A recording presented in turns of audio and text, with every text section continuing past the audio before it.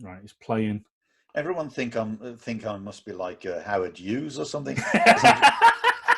Sitting on my bed all day, just talking to Howard you. Hughes. Just without the money. Without the money and the fingernails. I was going to say Howard Hughes had money. You can fly a plane. I'm sure you can. Hang on. Right. Hang on a second. I'm just listening to it. Right, you got to go. 'Cause I'm Mr. Blobby. No. 'Cause I'm Mr. Blobby. Ready? Yeah, go on. Whenever. 'Cause I'm Mr. Blobby. That's good. I think that'll be it. Can I have another one just in case? 'Cause I'm Mr. Blobby.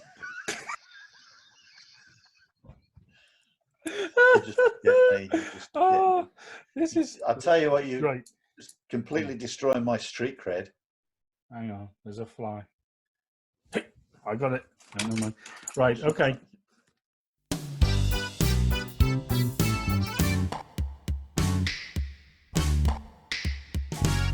Kung Fu Loopy nuts are we, me and him and them and me. We'll show you what you can do with a load of forms and knowledge too. Poke the iron, fall back to the throat, chest, groin, kneecaps and smack. Kung Fu Loopy nuts are we, we're all Kung Fu Loopy. Old man Noobs, he's paid his dues in the style of Lau. He loves to preach as well as teach, and he'll show you how.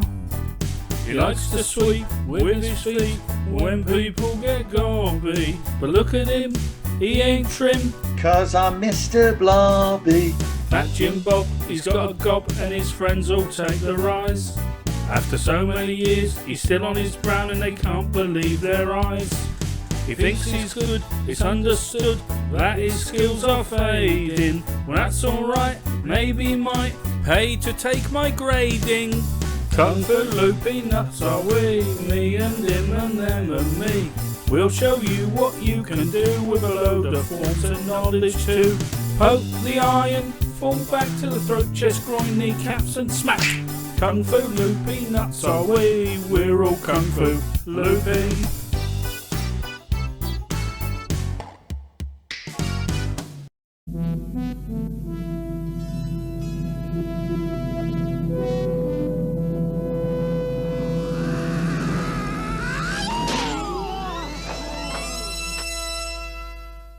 Not being able to speak is not the same as not speaking.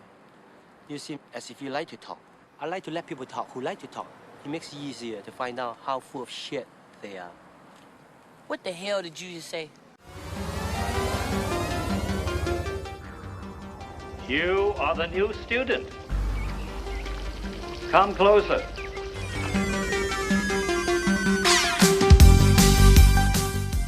You're listening to the Kung Fu Podcast presented by James Still. Anybody who has some knowledge of Kung Fu can easily defeat you. And Steve Newby. Man, you come right out of a comic book.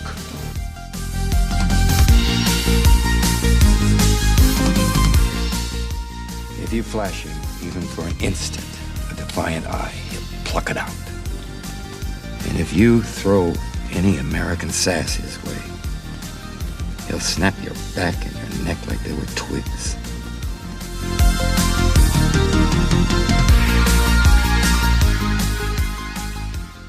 Yeah, we're good to go. Guys, we have liftoff. Welcome to the Kung Fu Podcast. We're on episode 22. 22 episodes. My name's James Still, and I'm joined as ever by the the martial martyr himself, Mr. Steve Newby, my teacher. How you doing, Steve? I'm good, yeah. I'm good. This is a bit of a test for us, isn't it? Because we're actually filming. You listen to this as a podcast, but now they know I'm sitting on my bed all the time, just eating chips. This is No, not you. You're always it's training. You are always eating. It's you are always eating. No, I'm not. Yeah. Am I? Well, we'll see now, won't we? Yeah, well, all my sweeties. Right, we're actually filming this on Zoom So we've moved all our sort of our technical stuff and our editing over to Zoom in order to sort of record our podcast now. So when we put it up on YouTube, people, you'll get the video of us as well.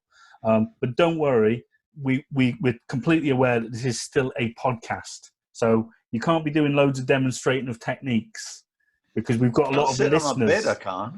No, I know. Well, that doesn't normally stop you. No, I know. That's why I keep on knocking my mic in that, and I'm just, you do that, you do that, you do that, and my hands are everywhere. Is that right? Yeah, but I can't go back anymore because my earphones are plugged into the speaker, and that's right at the back of the computer this time. Right. So until I need an extension, don't I? Really? Yeah. When I get an extension, I can stick it right back there, and then you can see all my bed. There you go. And, that's it. And that'll be it. And then you can see my hands move. Yeah. Right. I tell you what are we going to talk about today? Because I don't know what. You were telling me that you had some kind of the comment response. Oh yeah, from a video I made in 1992, something like that. 1992. That's right. Now this video was a video of you being pushed into the canal. Yeah.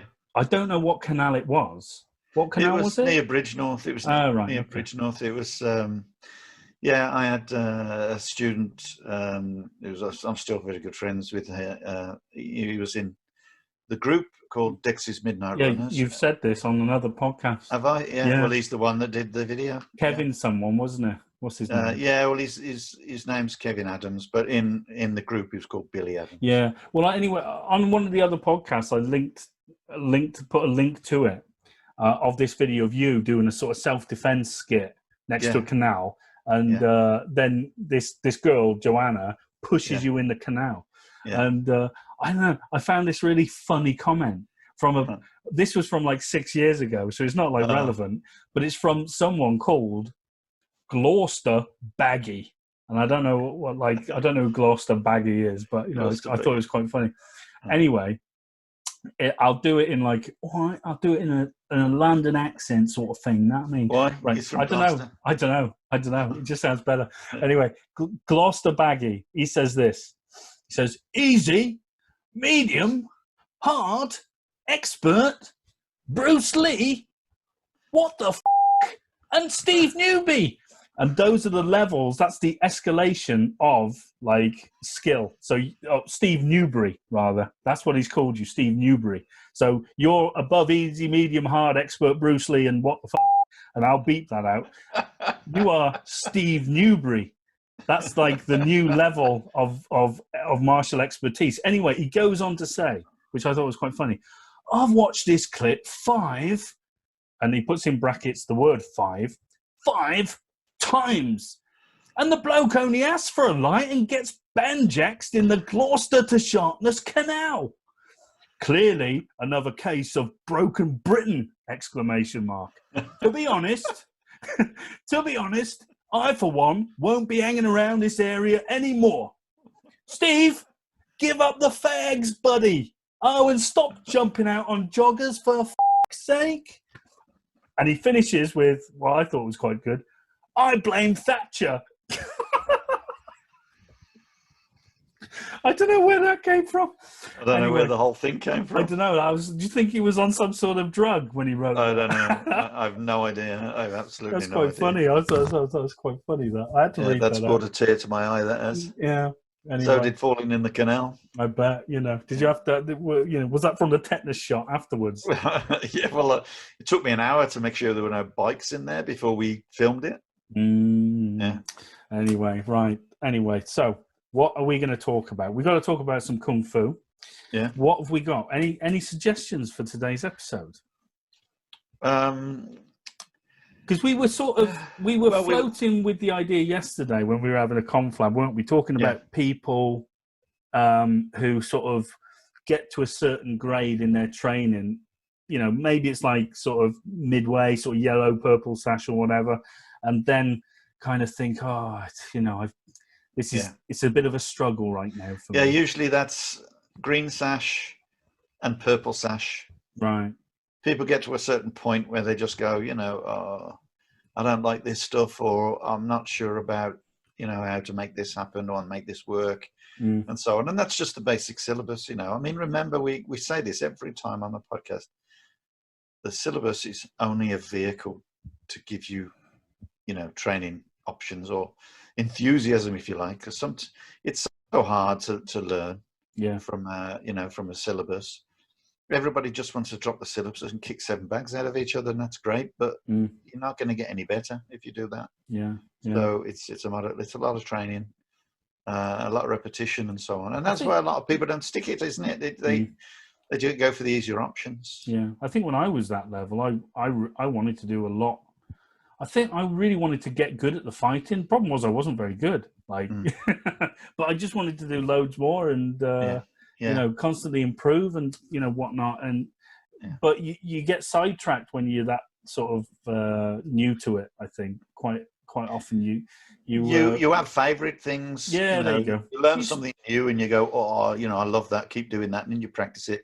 And then later on, you think, what, I probably wouldn't use that very much. Or I'm not that bothered about that. Yeah, no, I do. What's your favorite thing? What was your favorite thing when you were sweeping? No, I know that. We all know that.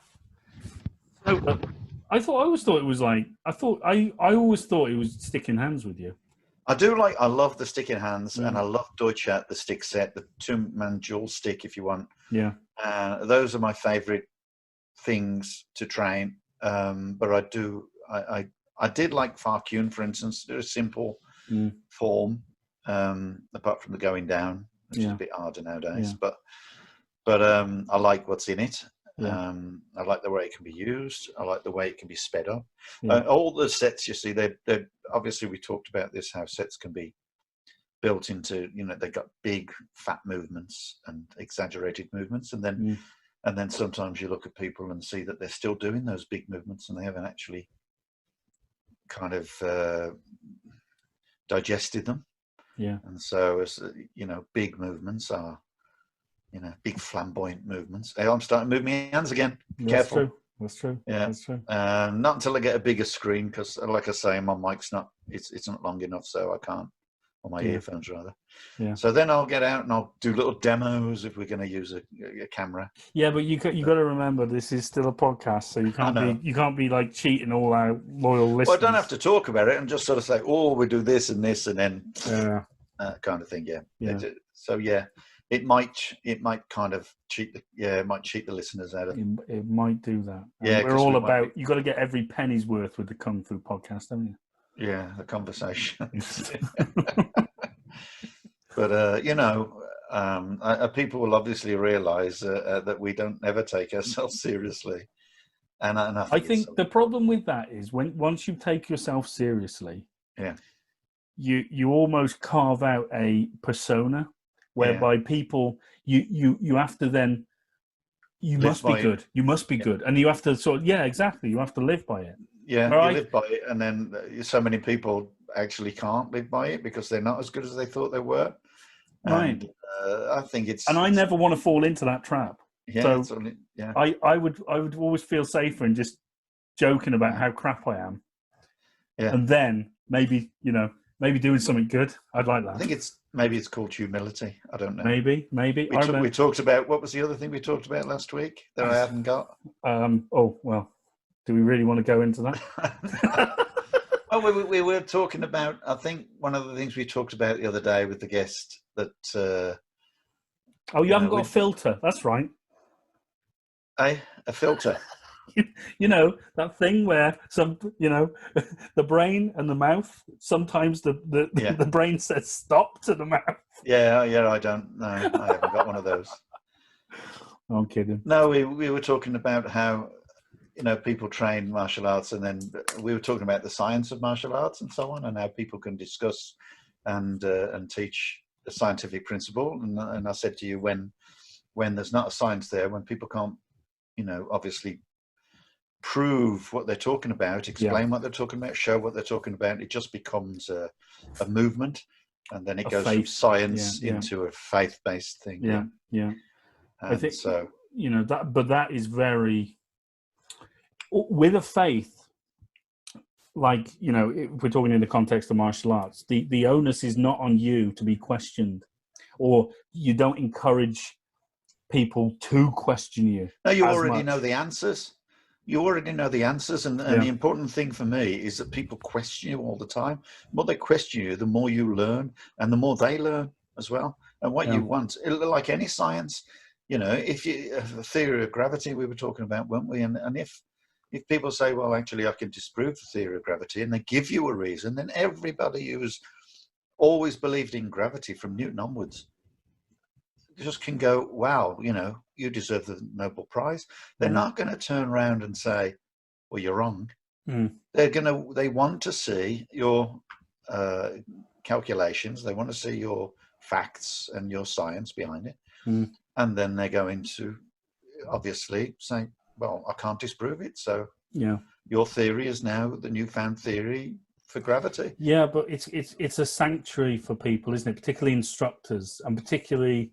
What do you mean, the faith? Yeah, the faith. And the faith. Yes, it is a sanctuary. It's a cult. Well, yeah, but the majority of people, I mean, we got to be fair, because, like, you know, money makes the world go round. Let's face it.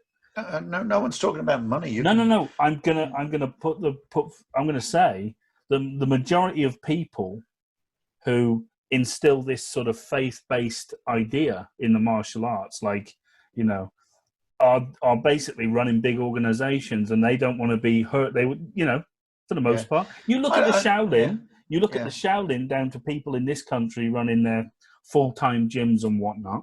Now, I'm not slagging off people with full-time gyms, not at all. Nothing wrong with them. No, I'm just saying that there comes a point when sort of, you know, your ability to make money through the martial arts, you know, you can't have anything, you know, compromise that. No, that becomes the important thing. But the fact is, I think missing the point really, because there's a lot of individual people who go through a stage where they maybe can't get enough training. Maybe they have been with an instructor they don't agree with. Maybe they've been with an instructor that they misinterpret the movements, they misinterpret the techniques, and end up doing them their own way. And of course, maybe their character, they don't like being told, they hate the idea, it hurts their ego, they go off, they start their own organization. But that organization could be, you know, one club with about 5 people in it. And from then on, those 5 people are their, you know, disciples, and then they build on that. And that's a faith-based situation where they believe in themselves, and then they convince others to believe in them. And as long as they can convince others to believe in them without proper evidence or real evidence, because remember, those people that believe in them, they don't know what the evidence is. They listen, and they just go, oh, that sounds reasonable. Yeah, but they don't actually. I'm talking about damage limitation. Like, you know, like if you've got 5 people in a club who think you're God, then that's not a problem. But if you've got 500 people strewn across an organization, you know, surely that's is a problem. But how many more individual instructors that are based on faith that have absolutely no idea what martial arts is are there in comparison to successful big organizations? Agreed. You know, there could be an awful lot of them, and they're all over the place. The worst thing is they can disappear down the cracks without you knowing, and then reappear somewhere else. Yeah. And that's what they keep doing. They keep doing it, reappearing. They disappear down the cracks when someone finds them out, and then they suddenly appear as something else. Yeah. We've seen that so many times in the last 40 years. Yeah. How many people I've seen do that. When you go to a course and you go, oh, isn't that such and such? What style was he doing last time? Oh, he was doing our style. Wait a minute. Oh, he's a Wing Chun master now. You know, or like, oh, I'm doing Thai boxing. I'm a black belt at Thai boxing. What? I didn't think they had belts in Thai boxing. They don't. Oh well. Yeah. Okay. No, it's just it's funny. It's really. And then funny. there's that big escape. You know, get out of jail free card. Jeet Kune Do. You know, let's just make it up as we go along, because Bruce Lee did it, so everyone will think we're great. Wow. You know? And that not one of them looked like Bruce Lee, not one of them trained like Bruce Lee, and not one of them understands what Bruce Lee was trying to put across. They just decide to. If you were making the argument for Jeet Kune Do, what would it be?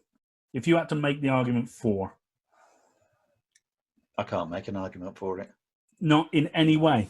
Well, the intention was to make it a simple way of fighting, okay, a direct way of fighting, and to that extent, you can call it a self-defense style, if you want, or self-defense organization. But after that, you know, if you want to talk it martial arts, then, and they say we respect every martial art we take techniques from, then you're completely missing the point, because when you take one martial art and you say, okay, I'm going to learn this and do all the throws, and then I'm going to go and do all the kicks from that one and all the, you know, punches from that one, then really you're kind of missing the point, because any genuine style is going to have all that. But, you know, as we are going to divulge, if you like, later with our guest, who's you know, gone a great way to demonstrating the way the syllabus can not just be the syllabus, but remember it's a vehicle. He's taken it and he's tried to kind of make it compete with other things that other people would otherwise think. Yeah, but that's better. That's nothing new, though. I mean, Lau Gar's done that since its inception. It has, yeah. But I guess you could say it's, you know, at certain stages in time, you have a certain interest, you know, a certain, what's it called when you know, people love skateboards, and then a few years later, they're into, you know, these. Their attention span wanes. Yeah. Well, it's not about attention span, but it's certain, you know, the word. I'm trying to think of the word. Well, speciality or interest or focus. Oh, there's a word, James. Well, we're gonna find that word. You know, I wish I was English sometimes. I really do. So. Yeah. Anyway, they have these certain interests, if you like, and then they move on certain directions they want to work on. I mean, it's much like, you know, we talked about MMA, where 1 year they're doing like locks and throws and that, and then they're told, wait a minute, you know, we're going to make it interesting. You can't just lie on the floor for like 20 minutes holding each other down. You've got to get up. So the referee's got to pull them apart and get them up, and let's see a bit of more fighting so we can actually see, you know, a bit of action. But instead, a lot of the time, initially, they were just holding each other down for 20 minutes until one of them gave up. Well, if in the early, or grew old in the process. No, in the early UFC stuff, there was and this was before they radically overhauled the rules, like radically. Like I'm talking like UFC maybe 3 or 4. There was a really good wrestler, an American chap. He was called Glenn Shamrock, I think his name was. Anyway, Shamrock somewhere. I can't remember his first name, but Ken Shamrock, that was it. And he had the final fight or something, one of the UFCs with that Gracie fella who won the first one, you know, and we sort of discussed that on other ones. But basically the entire fight was literally stuck on the floor in what I guess they'd call, like, you know, the guard position, or, you know, a variation of, you know, I'm not au fait with the technical terms so much of, you know, Brazilian Jiu-Jitsu, wrestling, whatever you want to call it. But they're basically on the floor at a stalemate, because if one of them moved, the other one would have capitalized on it. So it was literally like a stalemate in chess. Yeah. And what happened in this fight, it was meant to go on for like 20 minutes, you know, and then they, you know, had to break it up, and you know, because nothing was happening. They broke it up. They went up to standing again, and then, you know, as soon as they were standing, one of them threw a punch, cut the other guy, and, you know, that was it. I think that was it. But my point was, like, there was no. It just, the first part of this fight just wasn't moving. You know, it was just stuck, and it was literally that was like telly. It was like, oh, you know, what's happening here? I get that it's like it's like watching American football. Yeah, no, but you know, it's I don't get that. You say like NASCAR when they're going around in circles, like, no. Yeah. Mind you, though, I don't mind NASCAR, but it's like, you know, what was going on? You know, this, you know, so they had to change the rules to a point, you know, and all the rest of it. But, you know, that's what you get. And I guess the point is, like, you know, when we talk about traditional martial arts and whatnot, you're probably going to say, well, you know, I mean, we're not aiming to end a confrontation by a submission, but by whatever means. Yeah. Well, I think the word I was looking for earlier is it's like a fad. You go into this, you know, completely, you know, one way of fighting, and everybody loves it. I mean, in the 80s, like Tiki Donovan was a competition fighter, and he kind of really was interested in axe kicks. That's all he ever did, with that axe kicks straight up the top and down, and they looked phenomenal and everything. Next thing you know, everyone's bloody doing axe kicks, right? So that you know, the whole kind of concept of the competition fighting, semi-contact, or whatever, changed, and started. Everybody was doing axe kicks, and then everyone's doing something else, and then, you know, someone else with a big name comes up and starts doing. Oh, we like that. We'll start doing that. Well, it's like, look at semi-contact fighting today.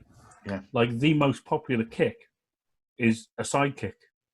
Yeah, like that's it. So you've had this sort of this progression of the fighting styles of semi-contact, and I think we'd agree it's evolved to a much better place now than when it first, you know, the inception of semi-contact, right? Because that's the evolution. It's like, you know, everything is just better in terms of the strategies, the techniques, the fitness, the competitors. What do you think about that? Well, I mean, I don't know, because in the old days there was some amazing competitors. Yeah. No, I'm not saying there weren't.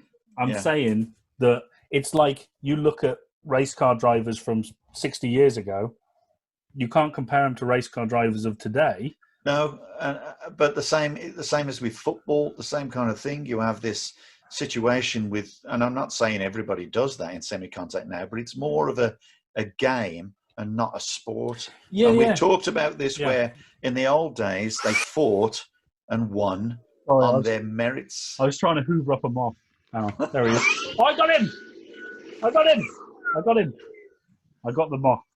Shark available at all good retail shops. That's my Shark Hoover. He's in there. Because of your background, James, that looks more like a one of those things of Star Wars. Oh, you mean a lightsaber? Yeah, lightsaber just comes out every so often and then disappears into your background. I'm glad you said that. I'm glad you said it looked like a lightsaber. Yeah. Sorry, well, I had to get that one. Anyway, going back to that. They fought and they won on their merit. And nowadays, with football, with a lot of sport, it's like, oh, ref, you know, but fall over. Oh, I absolutely agree. You get a lot of that in martial arts as well. Yeah. And I watched it develop. But that's awful to watch. But we are talking about a sport, right? We're not talking about anything other than a sport. We're not talking about self-defense. No. Within the confines of the sport, these people are there to win. They're athletic. They're athletes at the top level. You know. Yeah. So some of them. So I get that. You know, and what they can't get, they make up. Yeah, I know. In other words, oh, I've got injured. Oh, I watched a fight once. I'm not going to name them. Really famous people. One Lau and one karate guy, and they're fighting. And the referee gave it to the karate guy, which I think was a fair thing to do. Yeah. And then as soon as he lost, he came up. He goes, look, and he's got an eye, a cut on his eye. He didn't give a toss about that cut until afterwards. Was this KB? That's right. KB. And was it AL? KB I don't and know. AL. I don't know about the karate guy. All right. Okay. Anyway, he had a cut on his eye, and he goes straight to the ref. Look, you know. And you know what? The referee changed the decision, and I thought that was awful. Yeah. Just on the merits of his name. Yeah. That kind of destroys. It does, doesn't it? While we're talking about great athletes, I'd like to show you The Warrior Within by Mr. Kevin Brewer. It's a fantastic book. Please get it. Yeah. Well. Not that we were just talking about it. No, things like that happen, and I think I don't like fights like that. No. No, you know, I competed once, and the guy came out. I mean, it was a bit, it was a bit prejudiced. The guy came out, and I fought this guy, and I'm not a competition fighter or anything, but I fought a lot in the nationals. I had no choice. And and I won this fight. And actually, no, sorry, I lost this fight. But I was hitting the guy all the time with back fists. Yeah. And at the end of it, he came over. He says, Steve, he says, you won that fair and square. That was a really good, good effort, whatever. And I went, I know. What can I say? I said, I know, I bloody won. But the guy, the referee, he weren't even looking at my techniques. Yeah. Yeah. He weren't interested. He just, I wasn't a name. I'm not a name in fighting. Why do we always sort of go back to this same sort of discussion about, sports not being, self-defense and self-defense not being sport? How come? I mean, not that I don't enjoy talking about it, but it's like we do talk about this quite often. Yeah. Why do you think that is? I don't know. Are we a bit sort of, bitter? Are we? No, it's not that. No, I just think I think there's a huge realm of interest in sport. Right. There's a huge, obviously, realm of interest in self-defense, and a completely different realm of interest in, if you want to call it, traditional martial arts. But then that traditional martial arts is so diverse, and from the completely useless, fake martial arts people that pretend to push people from like 10 feet away, right the way through to people who just brawl and have no real understanding of what techniques can do and how to string them together and how to understand pushing hands or that kind of thing. So there's a huge, it's a massive audience, isn't it? Martial arts as a general rule has got a massive audience, and I think there's so much disagreement with, that's why we always say it's never going to come together, because it can't. It's not the same animal. They're totally different things. So but there's always going to be these people who love self-defense, who suddenly invent martial arts all over again and say that they know the answers, even though it's been there for 4,000 years or whatever. And then, what makes you? And I don't want you to say, "Oh, it's been proven," but when we always talk about Lau Gar, obviously we're biased, right? I get that. Of course. But when we always say that Lau Gar is like it's a complete style, or it's a genuine style, don't say, "Oh, it's been proven," because we've had that discussion. What else? What makes a complete style, in your opinion? What makes it? You mean apart from the fact it's been proven? Yeah. Apart from, where's my alarm? I gotta get the alarm. No, but you know what I mean? Because what, in your opinion, are the attributes of a style? Yeah. Okay. Well, you got to be honest in talking about techniques, and you got to be honest in demonstrating their worth, their value. Yeah, but what exactly do you mean? I mean, you can talk all you want about worth of a technique and how good a technique but is. when you're teaching it, you're demonstrating its worthiness, if you like, or its value in how it works, and then in the environment that it has to be applied to. Yeah, but you can't teach the environment in which it's applied not necessarily. That's true. That's not necessarily. Yeah, that's the problem with traditional martial arts, and it's the problem with self-defense as well. I mean, many people say, my technique works for real. Unless you're willing to get up and start poking each other in the eye and biting each other's ears off, you are not going to prove that, okay? So no one can really prove it. And the bigger man stands up and goes, I'll prove it. I'm prepared to fight. And the others will go, well, actually, I'm not. Yeah. And the only reason I'm interested in fighting is to save my life. Now, if you're trying to kill me, then, of course, I'm going to have to try to defend myself and stop you from doing that. But it may render you injured big time, and no one's going to stand for that. Yeah, but if we're talking about, like, if you're looking at, say, a Thai boxing gym, for example, right? Yeah. Everything they do, they can just go. If they say this will work, they can just say, "Well, go in the ring, show me in sparring then." Because that's the measure by that's the standard by measure. That's how most martial arts measure themselves. But you see how I can understand them looking at a traditional martial art and going, that won't work. This won't work because of their preconceived ideas of what it is. I get that, but you've got to understand as well that, not you, but I'm just generalizing.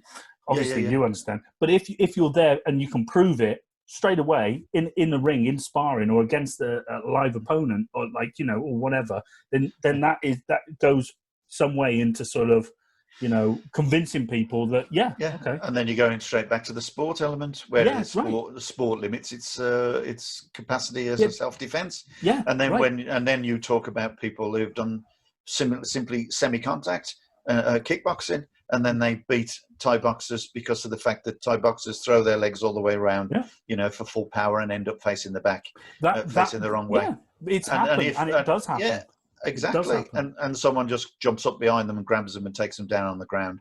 If they're doing that kind of jiu-jitsu type style, falling down and throwing themselves around on the floor.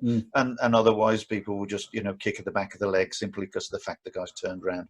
So he's going to try and spin around with a back fist and all that. But if people know what he's going to do, and they're going to close that gap, or they're not going to be in the same position that they expect them to be when they turn around again, or they simply avoid the technique, then it's in the end, it's about the way that the guy has practiced it, but the format in which he's practiced it in, which, sport, self-defense. And this is what I'm interested in, your sort of thoughts on this. What defines, right, a style? Now, you can say, Muay Thai is a style, Jiu-Jitsu is a style, Kung Fu is a style, Karate is a style, right? But I would argue, first and foremost, let's face it, in the context of Muay Thai, which is, and I'm generalizing here, for the most part, it ain't a style per se. It's just a training method or a training direction. They've said, right, you're doing kickboxing, but you can use knees, you can use elbows, and we want a bit of power, It's not so much a style, because we could turn around and train in the exact same way they do. Mm-hmm. We could train that way. Yeah. There's nothing to stop us. It's just, we're not out there teaching athletics and that level of sport. Do you know what I mean? We've got a few other things we have to sort of do. Yeah, well, we can train in anything. Anyone can train in any direction they want, but basically what they have to accept is, in a situation like that, they first have to accept the rules of that game. Yeah, I agree. Yeah. And the rules traditionally of that method of fighting, as you say, because it's Thailand and everything, and they want to. They go by an awful lot of their traditions. Yeah. But then, of course, you've got these people who will say, well, yes, I can fight that. I can do in that method, but I'm going to be limited by what they want me to do. So in effect, a style is really not, or a method of fighting is not necessarily a style, as you say. It's an individual's preference, and dependent on how successful that individual has been or not, because some styles are devised by people who have never had any fighting experience whatsoever, have never proved their style in any shape or form, but just say, mine is the best way, mine is the most modern, mine is the most traditional. I found this in the ancient scripts in a mountain, in a cave, underneath, we did that podcast. Dirty trainers. We did that podcast. Yeah. And that's where these styles come from, and they devise these things. And of course, a lot of the time they're looking for hidden secrets. They find some style from middle of nowhere back in Tibet, and they say, "Oh, wait a minute, we're going to start. We teach Tibetan Kung Fu because no one else does it. Yeah. So it then becomes a sales." Method, and starts plugging it. Now, if they've got a couple of decent fighters, they could probably, they say, we've proved it, because these people can compete. But how many styles actually only ever compete within their own organization? Yeah, agreed. But you can, if we look at today, Lau really, bear with me on this, Lau does generally just compete within its own organization. No, it doesn't. Yeah, no. It does. It does. It does. No, it does. they don't. I promise you. They go out everywhere. No, right. Okay. I'm talking generalizing. All right. I'm not talking about the national fighting squad. Yeah. I'm not talking about the national fight. I'm generalizing. No, but you see that. Yeah, but that is an avenue that people can take up. And remember, years ago, there was an organization. There was a competition, right? Clash of the Titans. Yeah. Clash of the Titans was held between the Taekwondo, the British Kung Fu Association, and the karate. Okay, for 12 years, who won? Oh, okay, yeah. 12 years non-stop, every year, who won? Yeah, and they had to then they just pulled out. They pulled out of the fighting, the team fighting, because for 12 years they never won, ever. Right, simple as that. So when we can't just discuss this without saying we have evidence. It's scientific evidence that it works. Yeah, and it works in lots of avenues. I'm not saying it doesn't. I'm just saying that compared to, 20, 30 years ago, the Lau Gar is not out there as much. No, that's right. And they're fighting. So, when you look at the early days of Lau, of course they're out there competing because, it was a big organization then. Yeah, it was big and, It was a huge organization. It was the leader in, tournament fighting. Yeah. There's no doubt about that. It was the leader in tournament fighting. Everyone's copied it. And that's why you've got, and of course, lots of people have left and devised their own styles, organizations, and created and used that, shall we say, that recipe, if you like, of the structure of the way they're fighting. Oh, well, we've discussed this. And turned it round against Lau, in effect.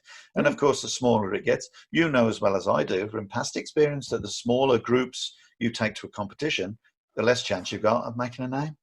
Because simply, statistically, you're not going to win so many fights.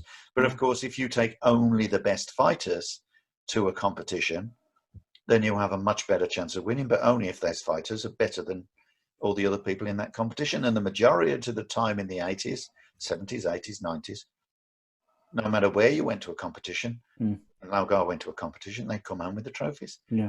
That's it. So this is why we can't dispose of, if you want, the word proof, evidence. No, and, I don't want to dispose of it. I want you to define what makes a style. Without reverting back to, it's been proven. I want you to classify Lau Gar. Well, some styles aren't proven. So in terms of the word style, some are not proven. And I've already said, it's down to the individual. Each style is devised by an individual. Now, that individual doesn't have to prove anything. He just calls it something and gets followers. That's what makes a style. So a style, in real terms, what is a style? Because all martial arts can mix if they have the same goal, and the goal is to be good at protecting yourself. Do you see all that? Look, I'm looking like Donald Trump. Strike a pose. It's kind of, in the end, people just go, my style's this, my style's that, and you've. It's down to individuals. That's really all I can say. But when we talk about a genuine style, a complete style, that isn't like, we're not talking about individuals there, are we? No, we're not. But when we're talking about genuine styles, we're talking a good lineage of style, a good scientific proven base that can be, explained. Scientifically, that can, what's the fastest thing? Oh, okay, it's a big kick from 7 feet away. Well, I'm sorry, from your foot on the floor, from the rear of your stance to a head is about 7 feet, right? And if you can't throw a punch faster than that, then whoever thinks that foot is faster is living in cuckoo land. But they will say ultimate style.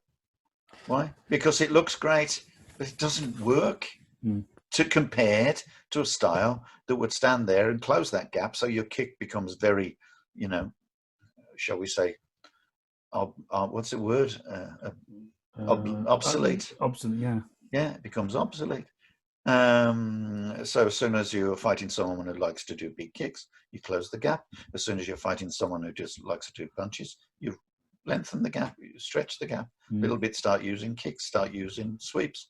Yeah. So you change the style for everything, but it has to be scientifically sound strategy. And a lot of people can't apply that strategy to various fighting methods. So you see people like, I mean, jiu-jitsu on the floor, for instance, you know, a lot of people struggle with grappling.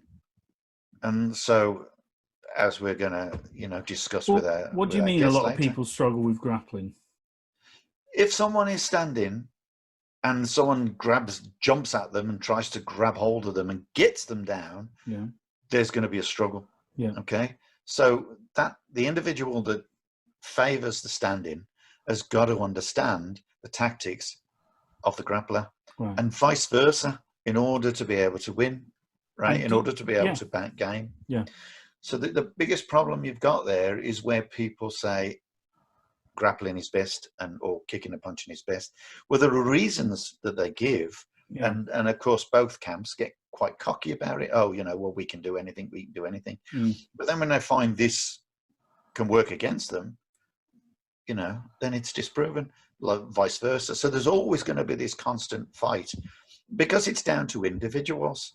But then you have the science where you have to say, okay, you have to get that grappler to the individual that's moving around and standing about and not allowing him to grab him, if he can move, and only if he can get out of the way, and if he understands how the person's going to do him, and if reach him, and if he, when he does reach him, is able to sensitize that and understand that and change direction and change moods, it's quite feasible to assume that he's going to be able to prevent that grappler, but at the same time, he's throwing punches. Yeah.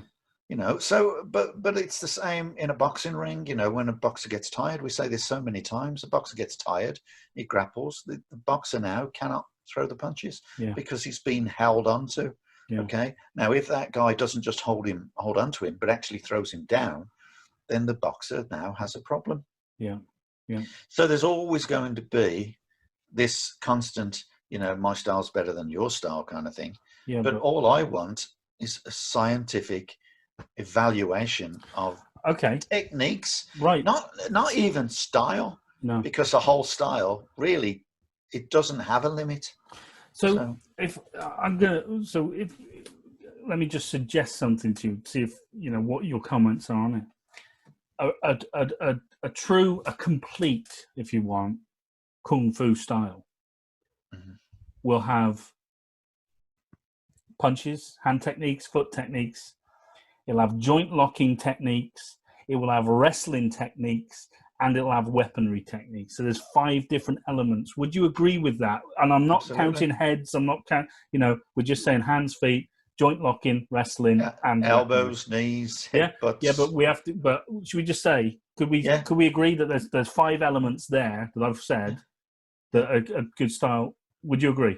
Yes, absolutely. So where does the weakness exist in our Lau Gar training for us? I would say it exists when we move on to the realm of joint locking and wrestling. Yeah, absolutely. I agree with you. People don't train it enough.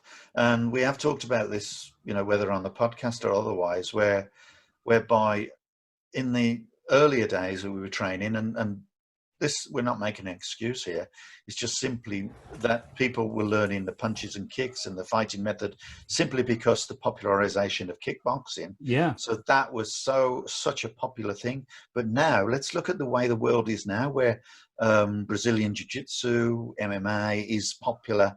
That doesn't stop Kung Fu people from competing with individuals or training with individuals that like to, you know, get it down on the floor, get down and dirty, but they have to adapt and learn with them because they've not trained it enough. Just the same as if the jiu-jitsu guy says, you know what, I love that kickboxing, I'm going to compete in that, he's got no chance either, because he's not going to be able to stand. He's not going to be able to stand up and get to that individual trying to punch him and kick him, because he probably doesn't even know how to make a good punch. Okay, so remember that they don't punch that much. They're not going to bandage their hands up in a ring anyway, so they're really not going to have the hands for it. So there is a method of training and a method of protecting each competitor within a sport, but you get rid of the sport and you allow people to train in every variation that you've just mentioned. And it's not as if we're not allowing them. It's just the simple fact that that's the fad we were talking about, where the fad has always been, with traditional martial arts. Let's learn all those methods of different hand positions, different hand movements, sticky hands, weaponry, and all that kind of thing. A vast array of subjects that don't really give you the time, unless you are specifically training for a self-defense method, which on the most part, martial artists, although they believe they can defend themselves in a street situation, and invariably some of them can, a lot of the time they take in training is not for self-defense.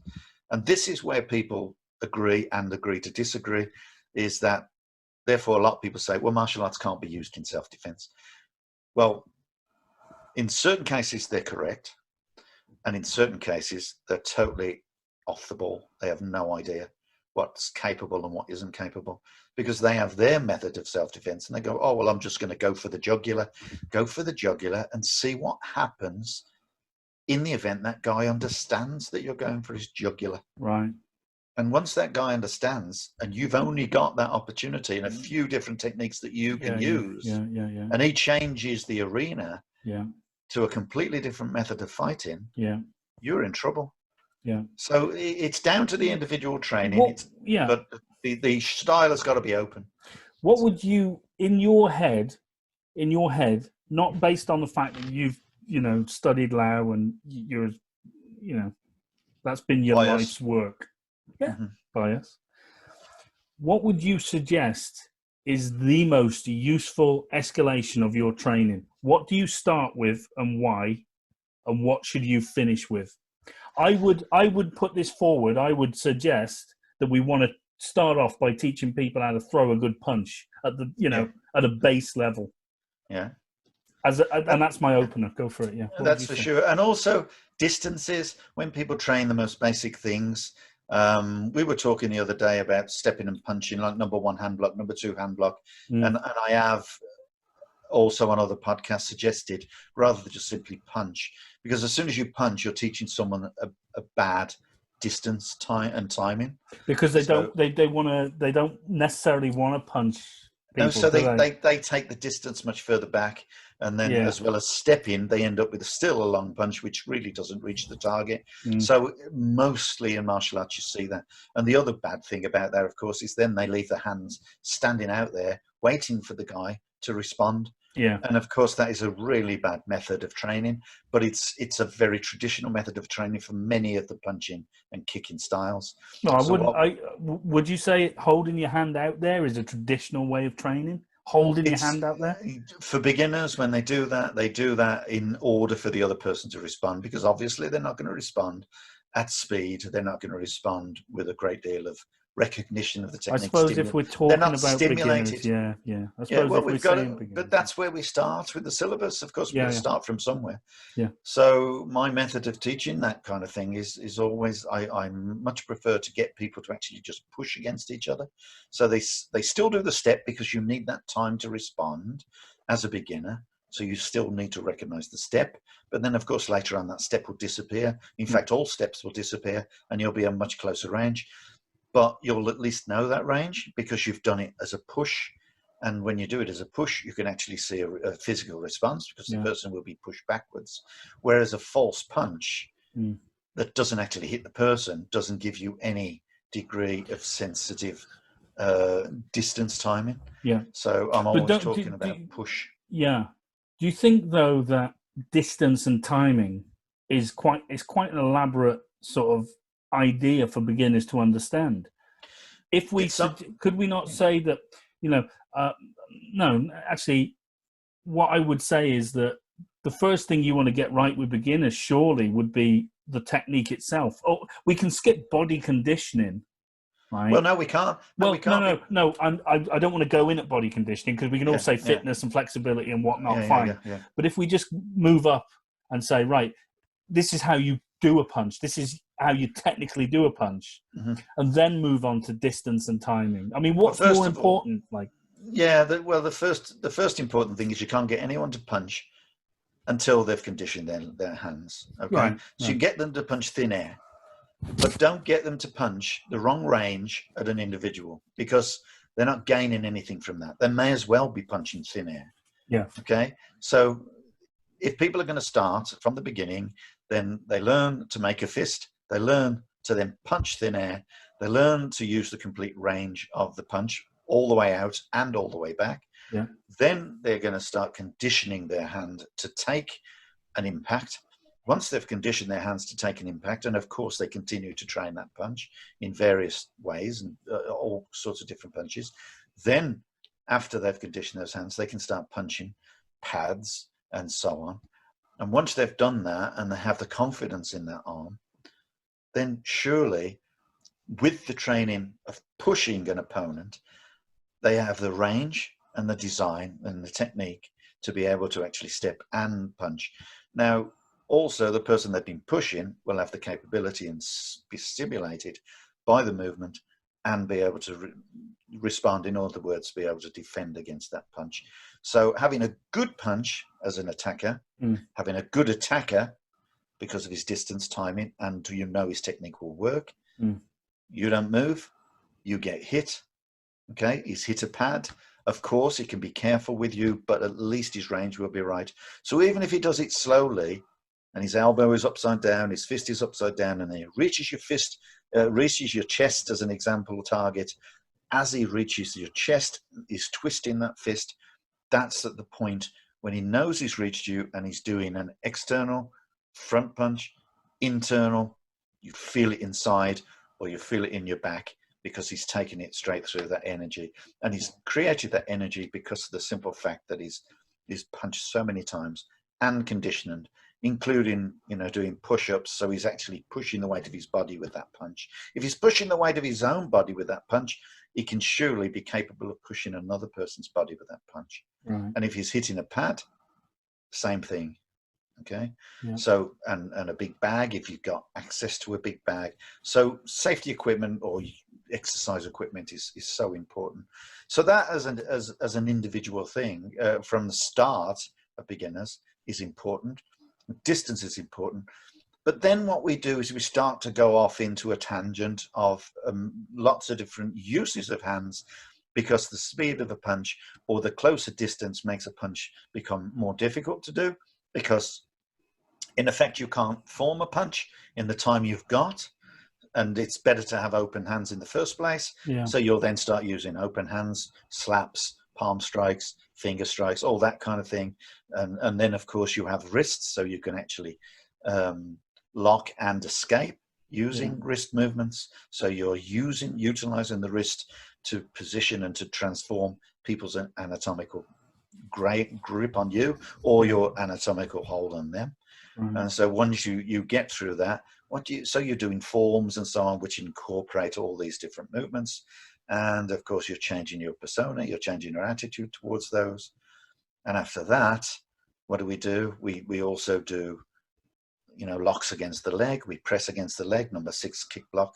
Number 6 hand block is a typical example. Number 8 hand block is a typical example, where we're wrapping the leg around the back of our opponent's leg in order to do the palm strike and change our angle to to be able to throw the technique and energy towards the target, to the lower ribs. And then we might have number 5 knife defense, where we can wrap the arm and lock the elbow and then put our leg behind his leg, so that when we press our knee against his leg, he starts to fall. Where do we go then?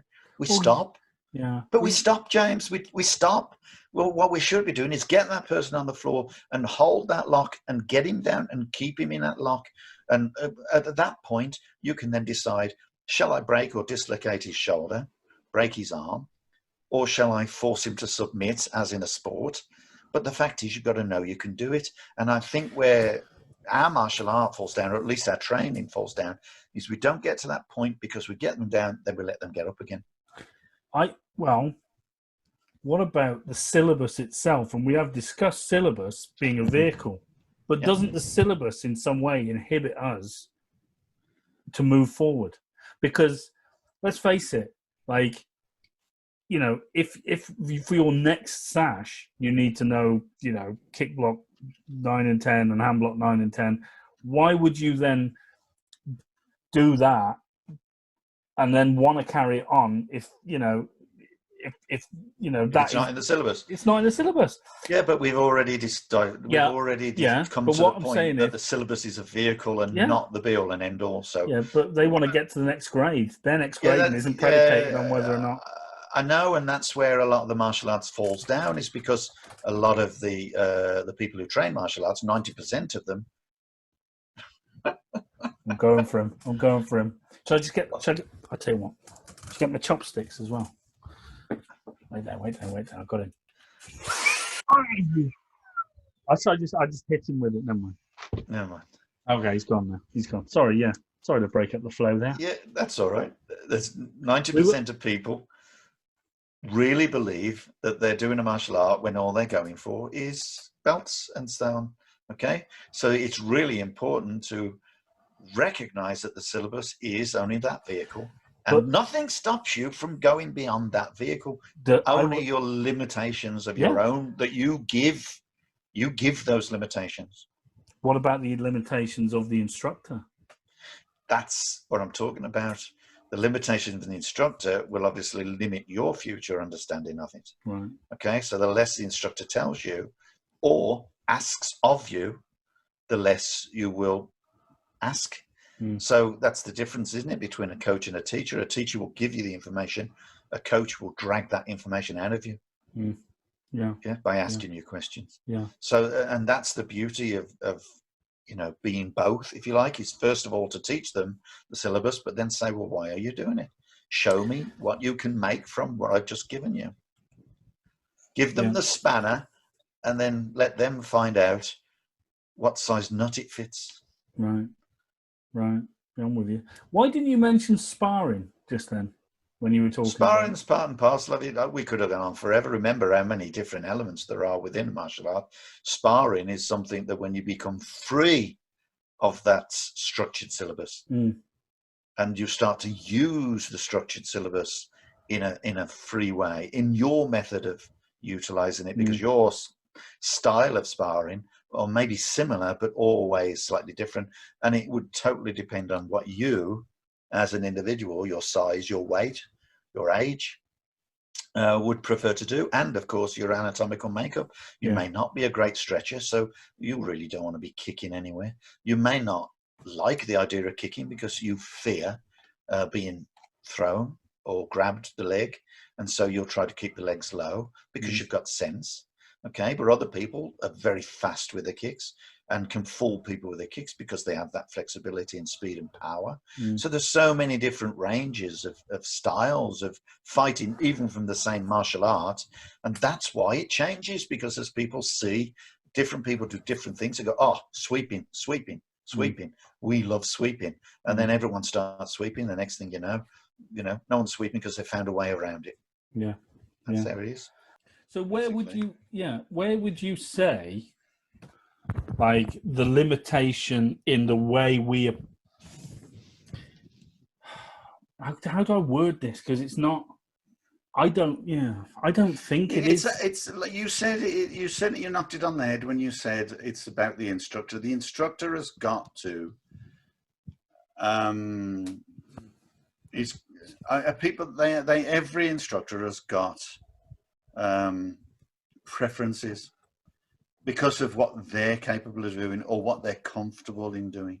Right. So they have preferences, but the syllabus doesn't necessarily limit anyone because it is just a vehicle. Once you understand that the syllabus can be used for so many, or a move can be used for several things, so many things, it can be used in lots of different guises as well. So if you do take someone down, I mean, for instance, a movement of your hand like so, it might be an elbow, but of course it could also be grabbing someone's head.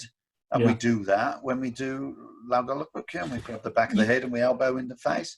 Why not create that as a throw? And in the self-defense in the GY shoe, divisions there are done in the self-defense, but not necessarily seen within the syllabus. But all they are is alteration of a hand. They're not. It's not as if they don't exist. It's the useful of them. But if we're looking at, I mean, I think Kung Fu is a wonderful science. I think Chinese martial arts do have a great history of great science. And from what I've sort of, nitpicked from you, and obviously, that's been passed on to you as well. But if we look at the science of martial art, and we always talk about it's a speed-based,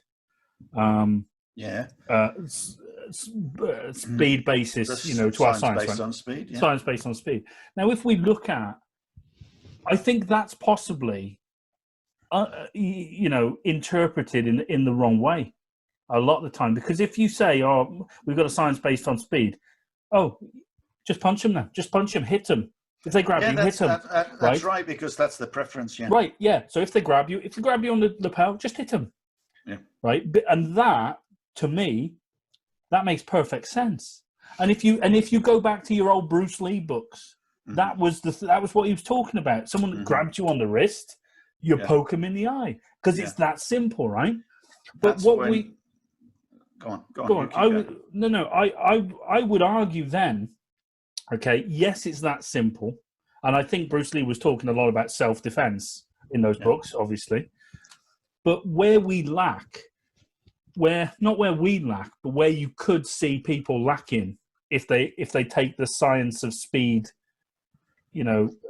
literally, if you like, and I mean literally, is someone grabs you on the wrist, you poke them in the eye. What if you miss poking them in the eye, but they've still got your wrist? What do you do then? And what if they then grab you with both hands and they throw you, etc. And I think that's where we sort of. Okay, so I'm gonna do a little explanation to you that listeners might be interested in, because I think the misinterpretation of the word speed. Okay. Right, yeah, let's talk about that. That's great. The martial art based on speed, okay, science based on speed. Can you just move your mic closer? Yeah, of course. How's that? Oh, that's better. Okay, so the misinterpretation of a style based on speed, whereby you think the simplest way is the fastest. Yes, that's one interpretation of the speed, that if someone grabs you, you poke them in the eye, because it's the more direct technique and effective technique. But as you say, people may not be able to utilize their arm in time. They may not, because they're being grabbed or whatever. And then people say, well, it doesn't work then. So they're misinterpreting the understanding of the concept of speed. If you understand Lau, if you understand the Kung Fu in general, there are no backward motions. That's why when we refer to stepping back, we don't say stepping back, although a lot of people, of course, use that terminology. We say consolidating the position. Right. So we drop into a position of strength to utilize the position of our stance to create more energy, okay, in defense or attack. But we could just step back. Yeah, it is. We can step back because they're stepping forward, but because they're stepping forward, in reality, we're not stepping back. No, we're working, going with. No. I get what you're saying, but I'm just saying, you're saying we never step back to consolidate. I'm agreeing with you. No, I'm saying we are consolidating our position and stance. Excuse me, we're consolidating, but I'm saying if you want to just step back and run away, then isn't that Kung Fu as well? Yes. We're not talking about running away. We're talking about the fighting aspect. So, all right. When we talk about the fighting aspect, we're talking about the situation where an individual is coming towards us. If we move at the same speed of that person, then technically we're not moving back. We're staying the same range. The fact that the whole fight is going that way doesn't mean a thing. I mean, you can say someone's retreating if you want to in a battle, but all they're doing is try to encourage you to chase them, so they can then establish an attack. Repositioning, yeah. See, for laws of armed conflict, right? Yeah. In the army, if they don't have if they shoot at you, right, and then they drop their gun and run backwards, they're technically not a threat anymore. But the laws of armed conflict are quite sort of malleable, particularly for grunts, because you need it to be easy to understand. So you say to the grunts, "Oh, hang on, they're not a threat anymore. They're repositioning to go to their stash of other weapons. So shoot." Yeah. Yeah. Right, and that was how it worked. That was how they sort of justify it. So anyway, sorry, go on. But it's right. It's like King Harold. He couldn't hold his army. They were victorious with the Vikings up top. So up north, they marched for 3 weeks, back down again. They were knackered. They want to go up north for to get rid of the Danes. Yeah, but they got rid of the last Viking king there. They killed him off, and that was it. So they came back down all happy and everything, knowing that they were being attacked by the Normans, King William, right? And so they lined up on a hill. And what did William's people do? Is they just turned around and ran away. And so what did it do? It got all Harold's badly, and big morale, badly organized group to chase them. And all they did was split, and their cavalry just mowed them all down. And that's how Harold, apart from the fact that he got a bit of an arrow in his eye, that's how he lost the battle. Okay, but he might not have been around to see that by that time. Anyway, that's just strategy. Okay, so going backwards is not necessarily, trying to escape. It's just merely making a better situation. Consolidation. Yeah. So, oh, your mic's off. Oh, sorry. I had a burp, and then I must have not have unmuted it. You tell the whole world that, don't you, James? Well, there's no proof of it. There is now. It's on not. Well, actually, I just made it up. Oh, wait a minute. You can edit it. Oh, that's right. I hold the power of the edit. Yeah. Yeah. Okay, so let's go back to that situation, talking about speed. Okay. When we go forwards with a technique, and we do a strike like so, do we pull it back to strike like so, or do we go like that and then rotate? Hang on. We're on a podcast now. You can't be doing demos. Oh, okay. Sorry. When we do a back of the hand technique and then rotate it round to do a palm strike, do we pull it back? No. Right. That is the interpretation of speed. Okay. Right. You do not need to pull it back, because the rotation in the second technique is the power for that technique. Right. Okay. When you do a punch and they move backwards, do you pull the fist back again? No. You can then open the hand, do fingers. You can do a leopard's paw. You can do, fingers. You can do anything you bloody well want to. Okay. And right. Finger strike to somewhere else. You can then raise it to do an uppercut. You can do an elbow, but you're following the movement forward. You never pull the hand back in order to throw a punch forward. That's what we mean by speed. Okay. Right. A science based on speed, or martial art based on the science of speed, requires us to find the fastest way to the target and to maintain that speed whilst you're dealing with that target. If at any point in time you return back to your original position, you give the opportunity to the opponent to retaliate. So the option is speed to reduce the other person's option to retaliate. Going forward constantly. Okay. The quicker you go, the less they're going to shoot at you. Okay. That's why the who dares wins, eh? That's why the SAS. I mean, I think any soldiers, obviously, they get down there, they go, no shit, if we keep going back, they're going to shoot at us, so we might as well go forward because we'll die anyway. So just keep going forward. So you're trying to find flank, you're trying to find, different directions of trajectory, and you're making sure that they are under fire all the time. And you're going forwards, because the faster you go forwards, the less chance they've got of winning. And they're going to have to pull back at some point in time, in which case that's when you can get them. Agreed. But it didn't work like that in Afghanistan because they had IEDs. Yeah. And if you move forward, yeah, you might be set up for a knockout. Yeah, but generally that's the tactics of like the SAS and that. Yeah, I know. I'm kidding. I'm making that. But no, that's absolutely a spot on understanding, perception from your experience, and we shared it with the world. During the war. Hey, listen, I don't care. I'm in San Francisco now. I don't care. That life is behind me. So is it? My dad was at Dunkirk. Yeah. I told you he was at Dunkirk, didn't I?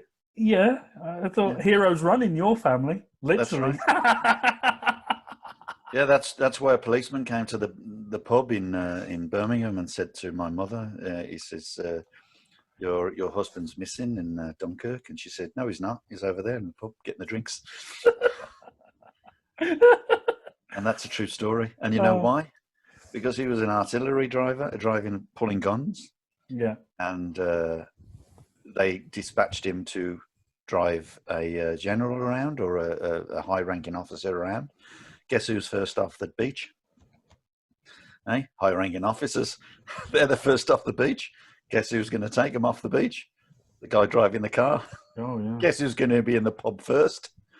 The guy driving the car. There you go. Heroes run in our family. Being in the OC's driver has its benefits. Absolutely. Yeah. Right. Yeah. So go on. We were talking about. You said Kung Fu is about forward. Yeah. The science of speed does not necessarily. Yeah. The science of speed, or based on speed, does not necessarily mean that we're trying to punch them faster. What we're trying to do is not reduce our opportunity to go forward by moving the hand backwards. So the whole, it's like, again, there are techniques within the syllabus, within the forms, where you completely twist your wrists as far as you possibly can in one direction, physically trying to twist it, knowing that in the next movement, it wants to, without your effort, it wants to, spring back. That increases the speed and the energy of that second technique. Yeah. So the first technique might be a defense or a deflection, where you're twisting the wrist in one direction in a clockwise or anti-clockwise way, and then automatically that wrist wants to return back to a normal, and so it does so, and as it does so, you create a second technique without the effort of trying to develop it. It simply develops itself. Okay, and that's what makes speed and least amount of energy to create the most amount of effect. Right, yeah. Or least amount of effort, if you want, to create the most amount of energy. Right. So you can say it how you want, but that's basically what we're talking about when we talk speed. Okay, so all those people that think speed is about quick back fist, quick poke in the eye, whatever. Yes, of course, that's part of the strategy, but where that isn't applied is when you're very close in, and of course that kind of distance doesn't, may not give you any benefit, okay, because you're going to be grappling. Yeah. So it's about being able to deal with that grappling by rotations and by diversions and so on, and they've got to be direct. And of course, then you've got the sticky hands, which enhances that. Yeah. Because through sensitivity. Yeah. But we can define speed in different stages of our training, though, can't we? Yeah, we can say, for example, it's an open-ended thing, but look at sparring, right? You can generally say, back fist reverse fast punch, that's speed. Yep. But you can also, look at speed in sticking hands, as in having the sensitivity to feel it. But in the case of the back fist, the speed comes there because the person least expects you to go forward or be able to reach them at that range. Yeah. And that's why it becomes fast, because you're doing it the fastest possible way. In the sense, you're throwing the punch before you've even stepped, which means they can't calculate your movement forwards because they haven't seen you step. Yeah. So all they get is the fist right in front of their face. By the time you've stepped, that fist has hit their face right? And and that's a cross step, back fist, reverse punch, which is a typical age-old technique, and and that's defining speed. That's a very but at a visual, different range. Yeah, different range. Yeah. If someone grabs you, and this is where we can interpret speed, right? So, like I said before in that Bruce Lee example, you can say, "Oh, someone grabs you on the wrist, I'll poke them in the eye." Or if someone tries to put you in a lock, that's probably a better example. So if someone tries to put you in let's just use a basic wrist lock, right? Like your most bog standard, small hand wrap or whatever. Mm-hmm. The concept of speed within that, if someone grabs your wrist, tries to put you in a lock, I would say the concept of speed, this is after the fact, after they've grabbed you, is to recognize that lock and immediately counter it with your own lock. Yeah. Do you understand what I'm saying? Yeah, I understand that. But of course, what you're doing is you change your anatomical position. Yeah. So basically, if someone's grabbing your wrist and you rotate that wrist, Yeah. their hand that's holding your wrist has now been turned upside down. And because it's upside down, it's weaker. And because it's weaker, the speed of your reaction creates an element of surprise and counterattack. But that's speed. You can't wait for the guy to get a grip on, because if he gets a grip on, once he's got a grip on, you now are going to have to counter lock it or try to escape. But this is what we're saying is it's so hard to not hard to define speed, but it's hard to explain it, I think, because if you see someone reaching out to grab your wrist, they just whack them, hit them. Yeah, we always do that example with hair grabbing, don't we? Yeah, right. Yeah. So, but you're a good example of now. That listen, a pot calling the kettle black a bit, isn't it? Yeah. God's sake, mind you, there's a bit of a reflection. It must be the Californian sun. What can I say? That's why I didn't want to turn the light on earlier, so I'm a bit pixelated. But yes, you're when we talk about grabbing hair, we talk about self-defense. So, in girls' self-defense, where they might get their hair grabbed, as soon as you grab hold of the head of hair, the first thing they're going to do is grab hold of that hand. The reason they're going to hold onto that hand is to prevent you from pulling their hair away from their head, in which case now their head will come with the hand. Yeah. And so you can't pull it, so they're not going to be in pain. Straight away, they've got to do something to create a counterattack. But in the second instance, someone grabs your hair, bang. Yeah. You punch them in the ribs. Yeah. That's two different scenarios, dependent on the capability. Yeah. Both speed, but dependent on the capability of the person who's training.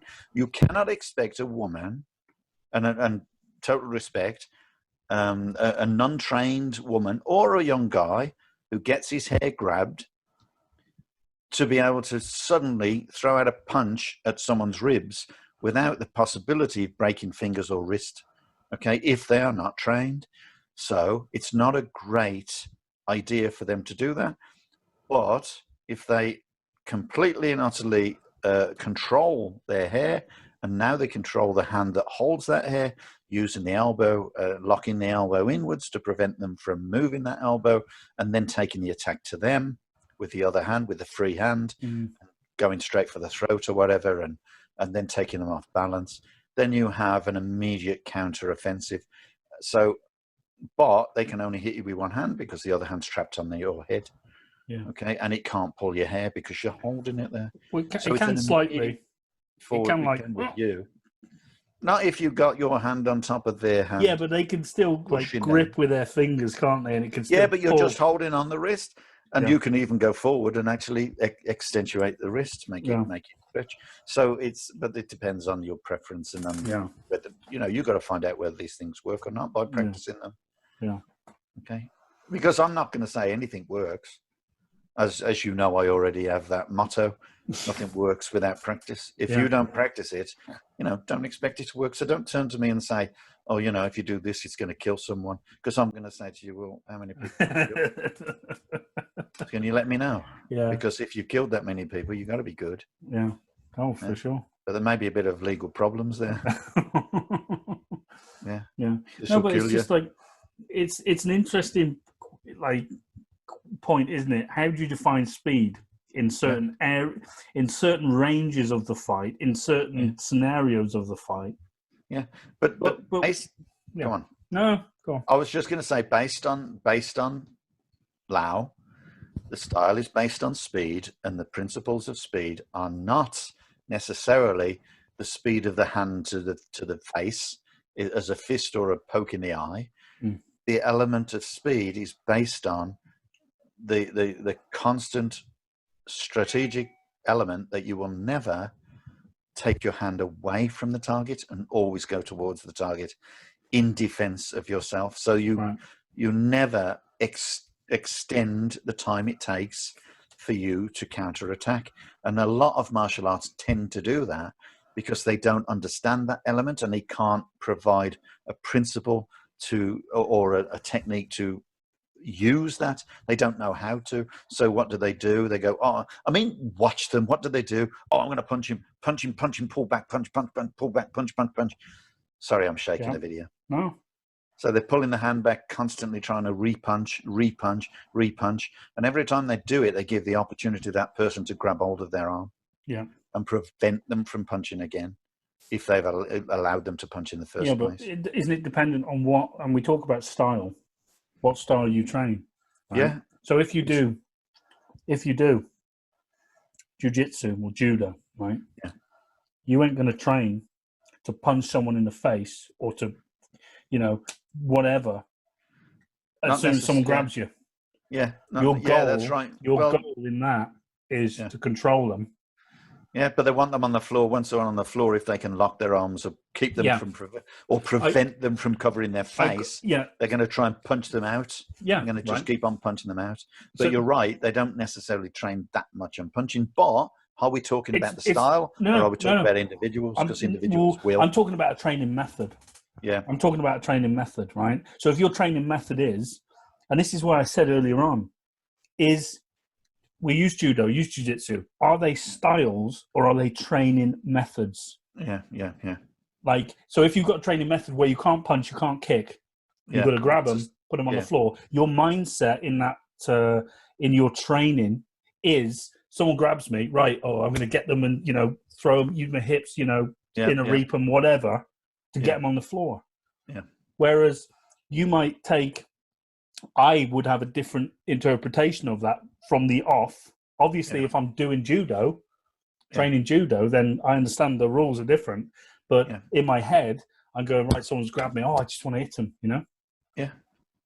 So when we're talking about people's perception of speed, it's entirely dependent on their training, the training method and the science we have to decipher. We have to decide on what is actually faster than the other, because we know damn well a punch is pretty much the fastest thing, and more than a punch, before you can make a fist, you've already got fingers. So surely a poke in the eye is faster.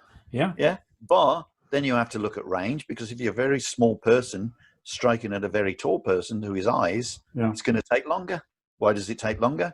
Because you've got longer distance to travel. Yeah. So you've got to define speed in that sense. Would it be quicker for you to actually punch him in the groin? Because that's how low you are. Yeah. So it's a total different.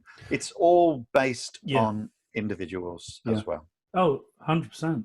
I think it's a really good conversation, though, Speed. I think more people need to be talking about how they define it within their own system of training, but particularly Lau Gar people. Certainly Lau Gar people should define speed, because that's what their style is based on. But an awful lot of styles that make up their style don't define speed in any shape or form, and tend to believe in their own strength and tend to believe in their own techniques, which are quite elaborate sometimes. And they don't know how to break them down, and so it becomes, over a period of generations, it becomes a completely useless art in terms of fighting, and so they don't fight. And so, I mean, take a look at 98% of Tai Chi, right? And they don't fight because they practice on the whole extremely slowly. And when they do practice fast, they practice, getting out of locks. Someone's grabbing them, they're getting out, putting them in locks and so on. So, but they'll do that at a slow speed initially, and then of course, hopefully some of them will be pretty fast at it. But you and I have both seen videos where, you know, it just goes to pot as soon as you start fighting a stand-up style, punching and kicking, and then there's none of that goes. And people will, you know, often say, oh yeah, but grabbing and locking is good. It is, if you can avoid the punch. I think a lot of it is, a lot of these comparisons between styles is purely down to the rules in a sporting context, right? So you got all the stand-up fighters says, my punching and kick, that's the best, if I went up against a grappling guy, they couldn't touch me and all the rest of it. And the grapplers would say, same thing.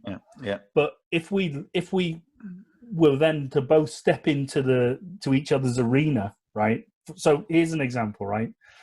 So you remember you used that guy who did Tai Chi against that Chinese MMA fighter, who was out to disprove people, right? Yeah. So that Tai Chi guy stepped into the arena of the MMA fighter, completely stupid because he had no clue, about that fighting. It was at a disadvantage to start with. So I would then turn that round, so you could say, right, okay, if the Tai Chi guy then said to that MMA guy, right, let's do stick in hands, because that is another fighting arena, or it's a training method. Training arena. Then that MMA guy would be completely, completely outmatched.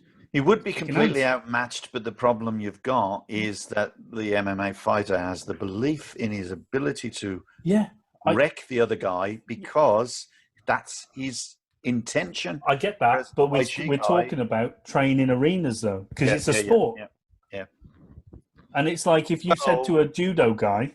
training and contest are two different things, and that was a contest. Okay. Yeah. Okay. I was going to say, if you say to a judo guy, we'll do semi-contact fighting... Yeah. He ain't going to get a look in. No, he's not.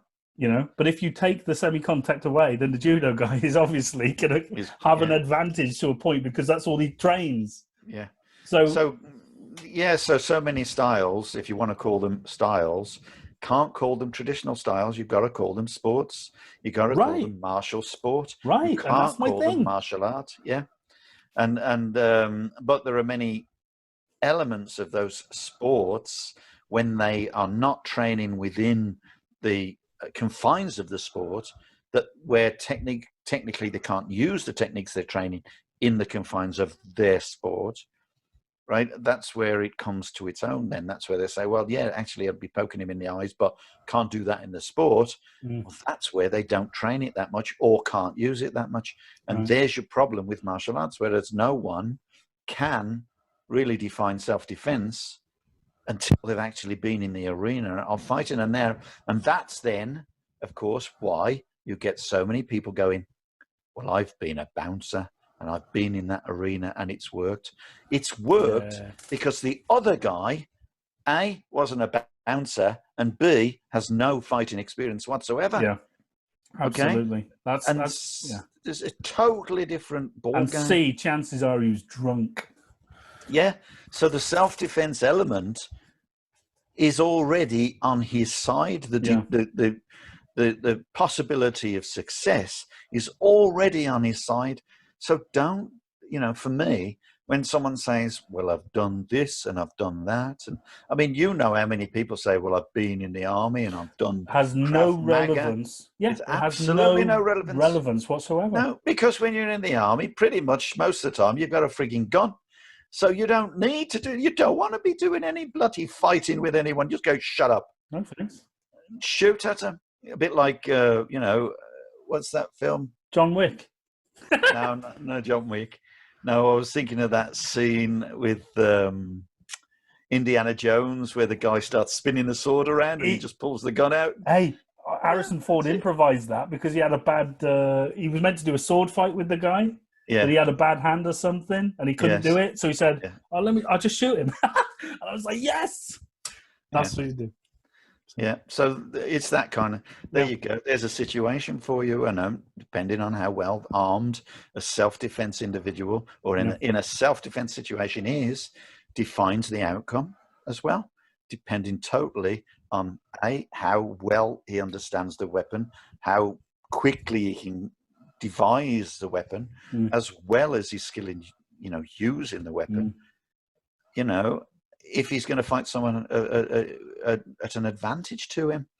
So that guy who's got an advantage to him also has to understand the danger of that weapon, which is why people get cut by knives, because they don't perceive the stupidity of just trying to handle a guy with a knife. It's very, very completely different kind of situation. A knife's worse than a gun at close range. A gun only goes in one direction. A knife goes in every direction, and you can't hold it. Certainly without being... It's bleeding sharp, Yeah. And often you can't see it, because it could just simply be a little blade.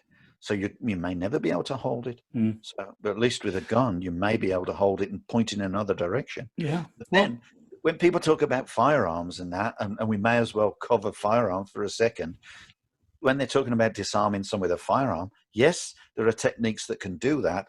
Obviously, we're talking at a touching range where the guy's basically touching your head with the gun, and or threatening you with it from that close range. But the second you go out of that range, forget it. It's a projectile that you're not going to see, so it's impossible.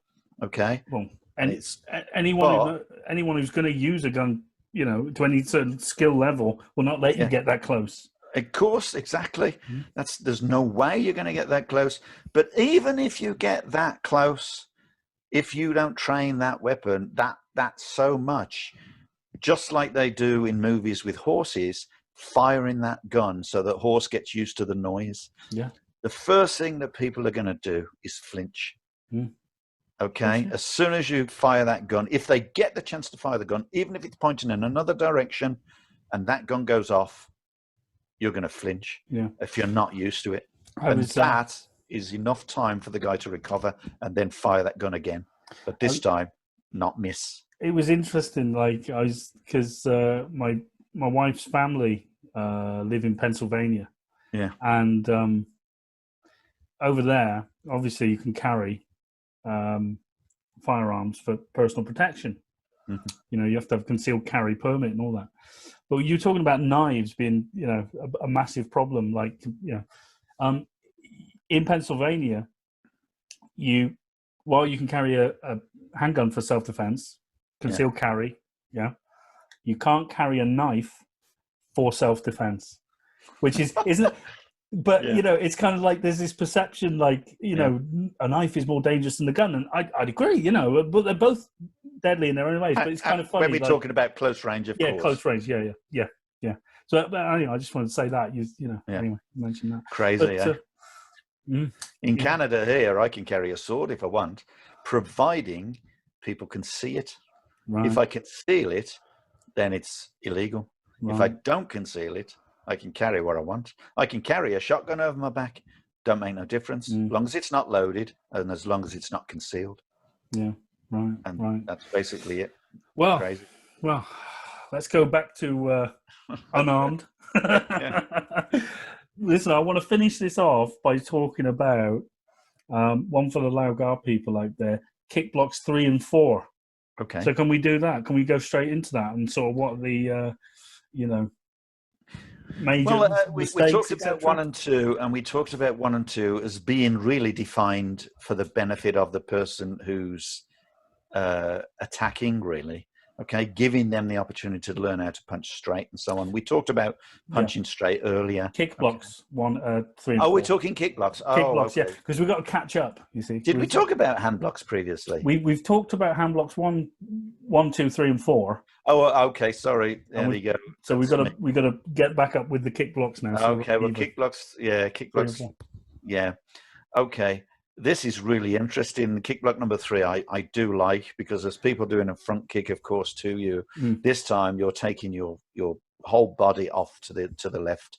So it's all about your footwork. It's about being able to, it's effect a shuffle, but it's 2 shuffles, okay? in reality. Okay. So as you're going for the guy kicks and you're moving, you're drawing your leg forward and drawing the other leg behind. Okay, and of course you're striking at the leg and covering your head at the same time. Yeah. So this again is a method of attack. It's not a method of defense. It's changing the angle. It's changing the distance of a perceived target. Okay. Again, same thing applies in number 1, 2. You're aiming for the first and slowest part of the leg, which the knee comes up. It's the first thing to move, but it's the slowest thing to move. Right. And so you're striking at the thigh again. And then after that, what are you going to do? You're going to kick him. Yeah. Right. So 2 attacks. It's a counter attack. So once that person does the front kick for number 3 kick block, you start by facing them, don't you? Yeah. Now, when you're moving off, are you moving at a sort of, if we think of it as like a clock face, are you moving at sort of a 9, not 9, sorry, it's a 10, 11 o'clock angle? Yeah. You know what I mean? Again, it's a really good thing for people who are training number 3 and 4 kick blocks, or number 3 particularly. It's a really great idea to decide on how you are on that clock face. Go to number 9, go to number 10, go to number 11. Right. Define what is fastest, define what is more beneficial to you. Remember that if you're going to do a long kick, you're going to have to be further away. Yeah. So 9 o'clock, if you like long kicks, is going to be better than ending up right close to them. But of course, to end the fight, why do you want to do a long kick? So you move to 11 o'clock if feasible. But of course, you've always got to move and strike. Remember that bottom arm? Yeah. Bottom wrist is a strike. So if you strike as the knee comes up, before he even gets the kick off, the knee comes up before the foot comes up, as you can imagine. Yeah. The knee's a lot slower. Strike the knee the second he lifts it. As soon as you've moved out of the way, you're striking it as you move. And immediately you've done that, you can now kick the other leg.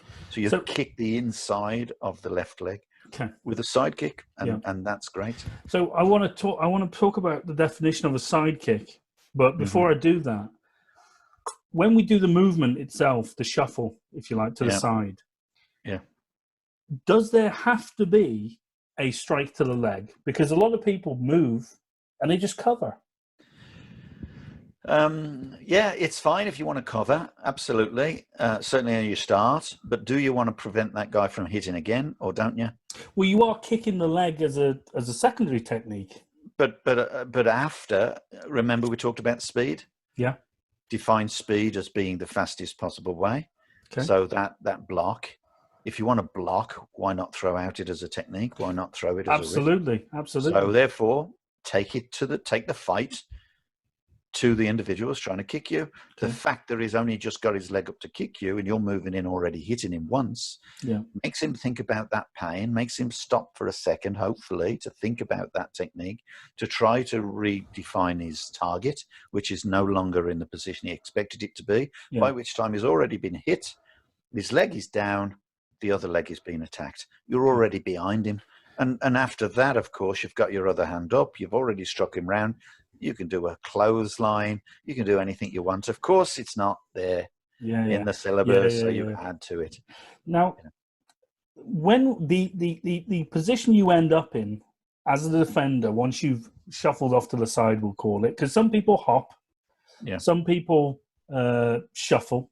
Do you understand what I mean when I say some people jump, if you like, or hop? Yeah, no, I know. But jumping is slower, and it's because you're in the air for longer, and it's far more energetic. Yeah, but I've seen some people do it, and as I never liked it. I thought it was ridiculous. They'll hop onto one leg, and before their weight is centered, they'll have sent that side kick out as well. So it's like they're hopping, kicking. Yeah, that's right. A beginner will do that, and hopefully a high grade won't do that. For the simple reason is, if you hop onto one leg, you've got no energy to be able to throw that palm out. That's that edge of the palm out, because you're not standing on 2 legs. You've not in effect consolidated your position.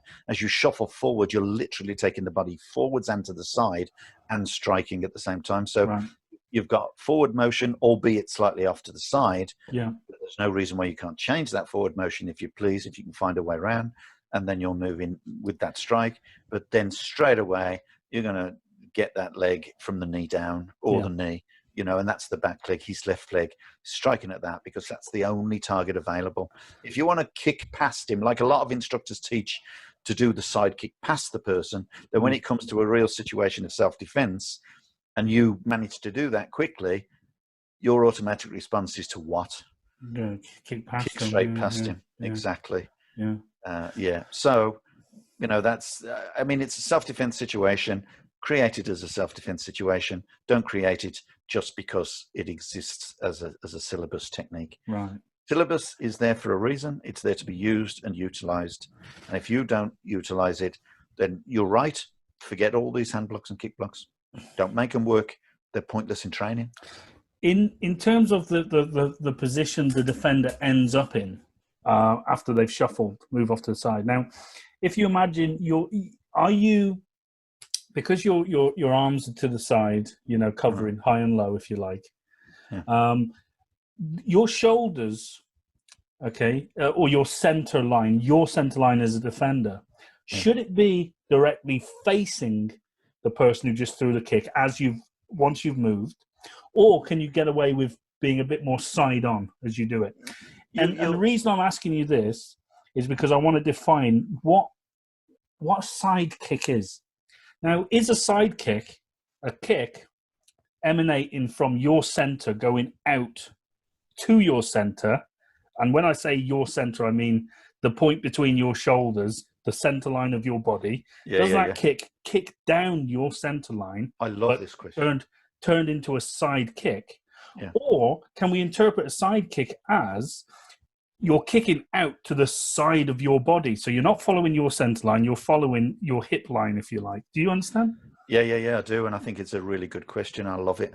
It's a great question because when we train in lines, we always tend to kick in the direction that we're going in the line. So the side kick is defined by having to turn around to kick out. But what that does is it teaches you to kick straight. In other words, knee comes up, you kick as you twist the foot.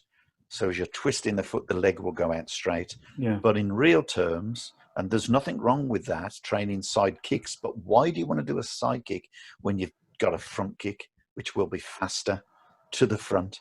Okay. Do a side kick to the side, and you know what? The side kick will be faster to the side. So, and that could be at sort of, 1, 2 o'clock. It doesn't have to be 3 o'clock. Yeah, it, for real. It's basically aiming at whatever target. So you're aiming. Yeah, I would aim to the side. Also, if you're considering low kicks, side kick would take so long to get up high, okay? Unless you're doing it from the front leg and shuffling across and doing a side kick with the front leg. If you're doing a side kick with the back leg, how long do you think it would take to get from the back all the way up to someone's head and twisting your body, which then prevents you from doing anything else should it fail? Yeah. So when you look at a person standing in a fighting position, his legs are not in the center. His legs are to his left and to his right, at the back and to the front. So there is no target for a low kick directly in front. Yeah. A kick to the groin is a front kick. Yeah. Yeah. Because otherwise the thigh might get in the way when you're trying to kick him to the groin. Yeah. And so you have to be extremely accurate. So, and also a side kick won't go under the groin, which will be even more fun. Could you So a side kick, well, let me just explain. Sorry. The side kick is literally going to the side because that's where the target is. Knee, shin, even thigh. But knee and below is great. So when we say it's a side kick, we literally mean, in the true sense of it, a side kick is out to the side, right? Yeah. Not Stamping. the shape of your foot turned to the side. No, not necessarily, because a lot of people can't turn that foot out to the side. they can use the hip to twist and strike, but they're kicking with the heel, aren't they? Yeah. Yes. Now, but you get that definition from an awful lot of different martial arts, and over the years, of course, people see the way people do it, so they pull their foot to the side and they lift their big toe up and point the other toes down to kick out with the edge of the foot. Yeah. So like the knife edge. Knife edge. And the problem you've got, of course, is how many people go into the street and have side, kicks with bare feet on. Because as soon as you put shoes on, especially trainers, you can't if you do that, you're going to break your ankle. Hey, listen. What I'm saying, you don't want to get hit with that heel, do you? Can you see that? No. Oh, yeah. Right. Yeah. I'm sorry, I just held up one of my, for all you listeners, one of my snakeskin cowboy boots. Yeah. There you Sad. go. I'm just, hey, excuse me, I say stylish. Yeah, I've got some. All right. So does that make you sad too? I got leather ones. I bought them in Missouri. Yeah. I always wanted some, and I got some. And yeah. Well, if an endangered species, I'm not interested. Oh, no. Okay, so right. So we would define. So, but going back to the side kick, you see, like that's why the side stance in particularly kickboxing, for example, and they do use it a lot in full contact kickboxing. The side stance, but they do it from the front leg. Yes, but they're doing it from the front leg. So in effect, that is a side kick. Yeah, it's to the side. Because they're turned to the side to reduce the target area. But we can also suggest that because a kung fu is an open-ended interpretation of it, there's no reason why you can't be facing forward and doing a side kick facing forward. Is there? When you train, you train it for basically to work your legs and work your hips. But in truth, in usefulness, take a look at again the arena of competition and tell me how many people do side kicks from the back leg in a competition. It would just take too long. Yeah, no chance. It's going to take too long. So the only way you're going to do a side kick in competition, spinning back kick, is from the front leg. Yeah, well, that's a completely different element. Exactly. Yeah, that's talking about the structure of range. Yeah. You're trying to misinterpret your range when you do that. Same as you do a fan suntak or a reverse spinning kick. That's to false. To change the range to a false range. Yes. So they think you're away. That's a bugger that one is, isn't it? Yeah. Wait. Right. Number 4. Let me just ask. Let's just make a point on number 3. Okay. Because you would finish. Let's take for example the finish. Right. You've done the strike. You've done the kick. Now both of you at this point, if you decided on your range being quite close as you execute that side kick. Let's talk about tactical withdrawals in the context of the hand blocks and kick blocks. Yeah. Now, we won't get on to being knocked out of line, as in if you're the attacker in kick block number 1. Yeah. But if, just generally, because you don't want to be finishing, standing in their personal space, do you? It would be an idea to get into your head, I would argue, and I'm going to ask you what your thoughts are. I would argue it would be an idea for you to start thinking, even though you finish the sequence of techniques, but to withdraw out of their range and then finish the demonstration. Yeah. What would you say? Well, I would say there's 2 ways of looking at it, and people do look at it in 2 ways as martial artists or self-defense technicians. There's 2 different ways of looking at it. First of all, you've hit them twice. If they're still standing, it's best to run. You're in a good position to run past them and beyond. Okay. Yeah. But obviously traditional martial arts, to complete the technique, one would then obviously stamp out the kick, pull it back, and then withdraw stepping back. You may need to step back again, and then even again to get back into a position that you started from. But that's only defined as a martial, a syllabus element, okay? I would much prefer people to be all over the place. Like knife defense. Wherever the knife falls, you pick it up and deal with it, right? That's what I like. So because they're done in the term of 6 moves or 6 different elements. Yeah, no. I'm not saying for people to withdraw back to the original start position. Yeah. I'm talking about withdrawing for the sake of recognizing distance. Yeah. So you've just completed it. You don't, whichever direction you're going to withdraw in. Mm-hmm. It's I would want to move out of their range at least. Yeah, but if you've kicked them in the back of the leg and you've hit the other thigh, then they should be down. And it would be a great way of training to actually, although obviously you can't do it at full pelt, I would suggest that you could do it in that sense where you're doing a side kick to them. And remember where your other hand is. Yeah. Right. So explain for everybody. Pull it. Your other hand is up by your head. Okay. You can do the side kick. You can pull them across if you want to. But that's, of course, not in the standard syllabus.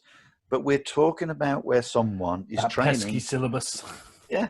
But syllabus, I got to repeat, syllabus is only a vehicle. And this is what limits people from being self-defense technicians to martial artists.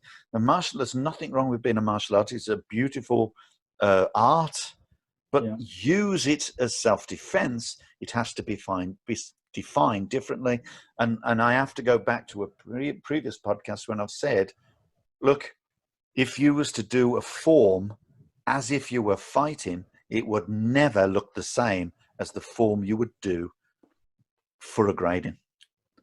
And if you train it, it would be so different in terms of how small the techniques would be, how short they would be, that no one would even recognize it. Yeah. Only you would recognize it. Yeah. And they might be able to pick up certain elements, certain punches, certain movements, but it would be totally different. So you can do the third kick block and you could throw the technique out and you could perform it completely, not knocking the person down, withdrawing back in a fighting position. They withdraw back in a fighting position, and there you define syllabus. That's where you define martial arts. As soon as you take it away a step further beyond the art and start defining the art as a useful technical self-defense strategy, you are kicking that leg. You would expect that to draw them down. If the range is correct, you should be able to do a nice side kick to that leg, and you should be able to bend that leg to take them down. Now, we don't, as we talked about earlier, continue our syllabus through to takedowns, but there is a typical example of a takedown. And if you've already done your strike, what's your hand doing now? Just covering yourself? Or are you going to now do a side kick, bring that hand round, grab the side of their face, and pull them over that leg as you do the side kick? Make it a throw. You can create a throw from that, but people don't do it when they define syllabus. Yeah, but you can't blame people for that. I'm not blaming them. Yeah. I'm not. What I'm doing is I'm encouraging them to think about it as a if you talk about martial arts and say martial arts works, I can understand completely when self-defense people or grappling people or whoever says, I don't agree, it doesn't work because that technique doesn't work. You have to define an element of usefulness to it by taking it that step to complete the technique until the person is now beyond his fighting capability, beyond his ability to respond back again to you. You have to win the fight in every element of hand blocks, kick blocks, imaginary fighting as in forms. And so on. And sticky hands beyond the ability. Once you define your sticky hands to become sensitized, then you start to raise that game. I guess it's an attitude, right? Yeah. So, and of course, that matters a lot. When you're doing hand blocks and kick blocks for syllabus, the attitude generally is quite passive. It's quite, I know what I got to do. Oh, let's just go through the motions. That's fine, right? Yeah.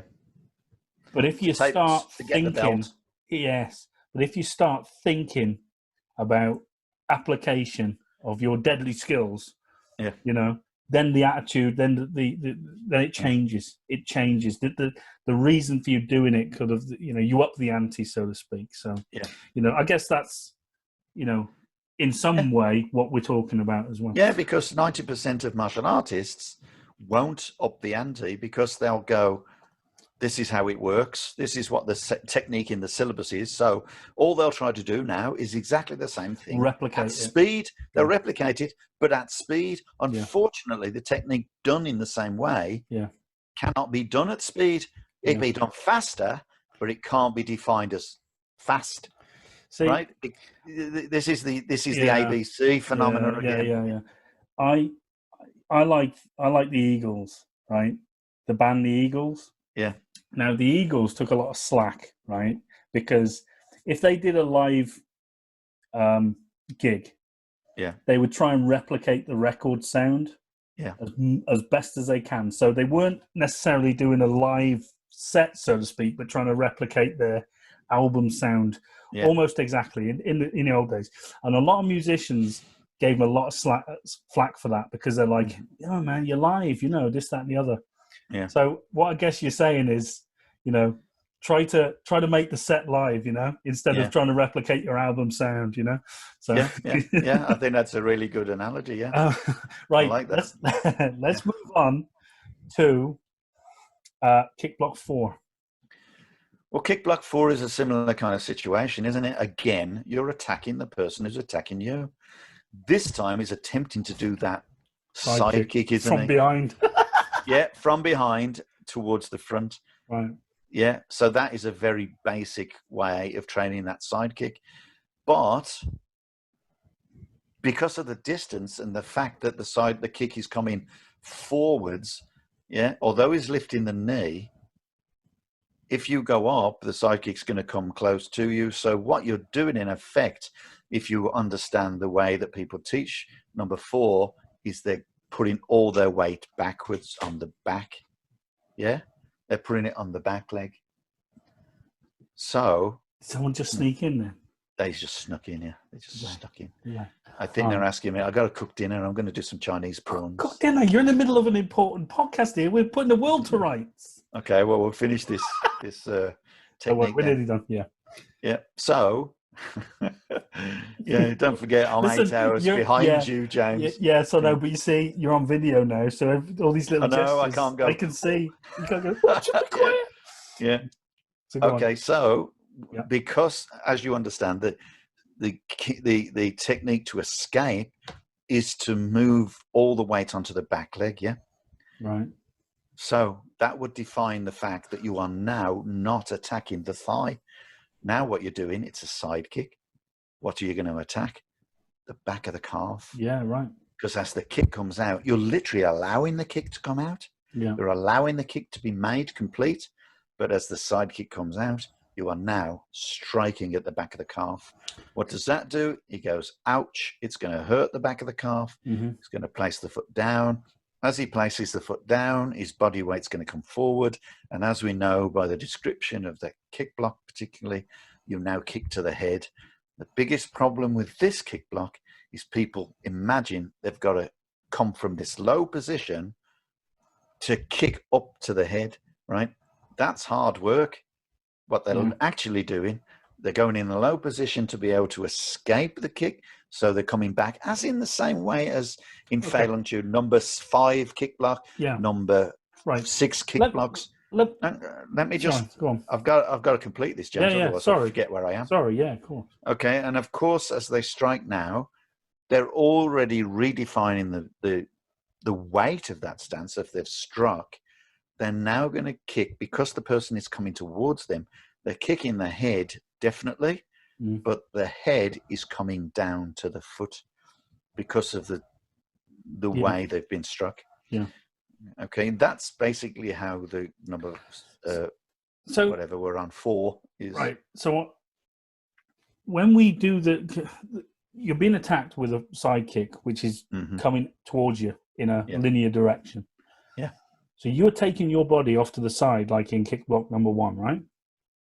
No, you're stepping back the right leg, and so you're actually stepping backwards this time. Not to the side. not to the side now. Oh shit! I've been doing that wrong. No, because the kick is coming linear. It's coming directly. Yeah, it's coming towards you. linear. So you, Well, you don't move the left. You don't move the left leg. No, I'm not moving. Yeah, I'm not moving my left leg. Well, there's no. Okay. I'm moving my right leg back. Yeah, there's no point in. Okay. Oh, in a line is fine. There's no point in taking any further than the line. Yeah, because your front kick is the target. Otherwise, your front leg rather would be defined as the target. If you, it's like number one when you turn into like a horse step. Hang on, that's what I just said. Oh, right, turn it to the... Yeah, but when you say move to the side... Oh, you thought... You're not actually moving to the side. Oh, You're moving into a side stance. I'm sorry. But you're not moving off to the side. You just had me... I was about to just throw my mic away and never come back. I was like, have I been doing it wrong? Eh? No. You are moving the leg backwards. And, of course, the further off it is, the less chance it's got of actually reaching a target, isn't it? Yeah. Now you're brushing or striking off that leg. That a lot of people. Now I'm going to put forward a thing. Conjecture. Okay, yeah, a lot of people think it's the first move of the first set, but it's not. It is a 1, 2, 3, 4, 5. It's the 8th move of the first set, is it not? When you've just sliced in out, and you're generating that cut and then striking out. Yes. So, but it is a common mistake that a lot of people think that is the first move of the first set. Oh, you're pushing down. Yeah, you're not pushing down. You're slicing back and striking. You're dragging the heel of the palm into the calf, the top end of the calf into the fat part of the calf. Yeah. So that's a really good technique to strike because it hurts. Yeah. Okay. Remember, when you're dragging muscles, it's as good as punching into them. Okay, right, yeah. like in parts of Lau Gar when you're punching down, we have discussed that. Yeah. The ribs, the abs, scraping down the abs, which forces the person down. Yeah. Okay, rather than punching into the abs where the guy would be strongest. Yeah. So you're creating pain and you're changing the, because of the way that the muscles are defined in terms of their, directional of the sinews of the fibers. Yeah. So you're literally hitting at the calf, Yeah, right. And it hurts, and of course, then they're going to put their head down as they put that leg down. Theatrical. They're going to fall forward. Yeah, they're going to have to kick hard in order to come forward, the same as the front kick. Yeah. And as they do so, of course, when you knock that leg down, they're going to, of course, fall forward. And as they fall forward, the head comes down. As the head comes down, your kick doesn't have to be amazing high to the head. It just simply kicks the head as it comes to your foot. That's where the theatrical license comes into it. Because you've got to think, if you're being, struck on the leg, if it causes pain. Yeah, because if you do strike them hard, you're not going to have that many partners, unfortunately. No. So, and there's another problem when we talk about martial arts and self-defense is obviously we have to be wary that the people do not want to be hurt every time they practice a technique in which they are going to be defined as the loser. Okay, in other words, a pre-set technique as an attacker, they're expected to be the loser. They do not expect to be hurt while they're being the loser, because guess what? They won't want to be the loser again. Right. So, and then you're going to run out of people to train with because you're just never going to have any attackers. Right. So yes, they should attack you really well, but they should expect a little bit of decent protection as you strike them. Okay. No harm in doing it, but there's a great harm in doing it with great power. And that defines the difference between, unfortunately, martial arts and then practicing as a self-defense technique. You cannot define self-defense to be real. Right. Because it won't be real until you do it realistically. And you can't do it realistically in a self-defense class. You can only practice it as close as damn it to it. Okay? Sure. And that's so many people do self-defense and go, yeah, but we do it for real. No, you don't. You'd have no one in your class. Everyone would have broken legs and necks because you'd hurt them so much. Yeah, and then of course they say, let's put these pads on, and then of course what we saw the other day, Teenage Mutant Ninja Turtle suits. Let's put the big suits on. Yeah, and now we can do it for real. Yeah. How is that real? You can punch hard, but how is it real? Listen, the guy can't defend himself. Have you ever seen like Mr. Blobby? He's like people. Well, there you go. See, it's real in Blobby Land. It's real. Yeah. Football mascots. Yeah. Okay. Yeah. They just try to punch each other. They get angry with each other, football mascots, don't they? And they're punching at each other. And no one ever gets hurt until they take the top off. Something like that. Then they get punched in the face. How Brilliant. stupid is that? Brilliant. Right. So let's wrap up number 4. I would maybe suggest that, again, like a lot of the kick blocks, if you're doing something with your legs, you're forgetting what you're doing with your hands. So as you're striking out with one, let's just consider what the other hand is doing. Yeah, the other hand's going to be in the center. Yeah. And again, consider what not only are you doing with it at that time, but what are you going to do with it afterwards? Yes. Yeah. Absolutely. Right. Anyway, I think, shall we call that a day? Shall we call that a day? We've been droning on for a while. I got to put my Chinese on. I got a lot. I go and cut all the veg up, put me shrimps in. Yeah. They call them shrimps here. They don't call them prawns. They call them shrimps. Yeah, mind you, bloody huge. They're huge, are they? But they left the tails on. I cooked them, and I have to pull all the bloody tails off. No, I'm fine with that. I don't know. You know me and prawns. Yeah. Okay. Yeah. Anyway, right, guys, thank you so much for joining us for another episode of the Kung Fu Podcast. As ever, if you enjoyed that, please head over to YouTube, subscribe to us, hit the notification bell and whatnot. Go on our Facebook, give us a like, subscribe to us on Podbean. That would be an awesome thing. Or you could leave a review for us on iTunes. We'd appreciate that. First, to apologise about the quality of this video because of the light and time of day here. I think it's more the quality of the content, isn't it? Yeah. I apologise for that too. Yeah, there you go. It's going on for 7 o'clock and I haven't cooked dinner yet. So. Oh, well, I would feel sorry for you, but it's 2 to 3 in the morning here, because I have to work on your time, Mr. Newbie, Yeah, sorry about that. Some of us to go to work as well, So that's true. I'm training at the moment, so. Absolutely. Guys, thanks ever so much for joining us. We really hope you enjoyed that, and, take care of yourselves, and we'll see you again on another episode of the Kung Fu Podcast. And it's bye from me, James Still, and it's goodbye from him. Who are you? Steve Newby. I apologise. I'm on my bed again, which I've always been for these podcasts, and I haven't got on my computer the ability to get one of them. Those screens. Hey, so I'm actually here, I'm actually in San Francisco. Of course you are, yeah. I can see how the sea's been moving all this time. Can you? Yeah. No. All right. Guys, take care of yourselves. We'll see you soon. Bye-bye. Okay, bye.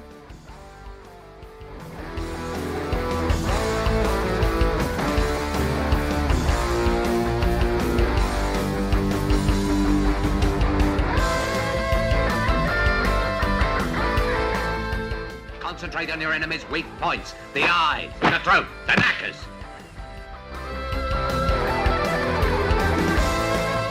Hi guys, thanks so much for joining us on the Kung Fu Podcast. If you like that and you want to find out more about us, you can head over to Facebook, Twitter, Instagram or YouTube and find us under SJN Martial Arts. And also guys, this podcast is available on Podbean and iTunes. So until next time, take care of yourselves and we'll see you again on the Kung Fu Podcast.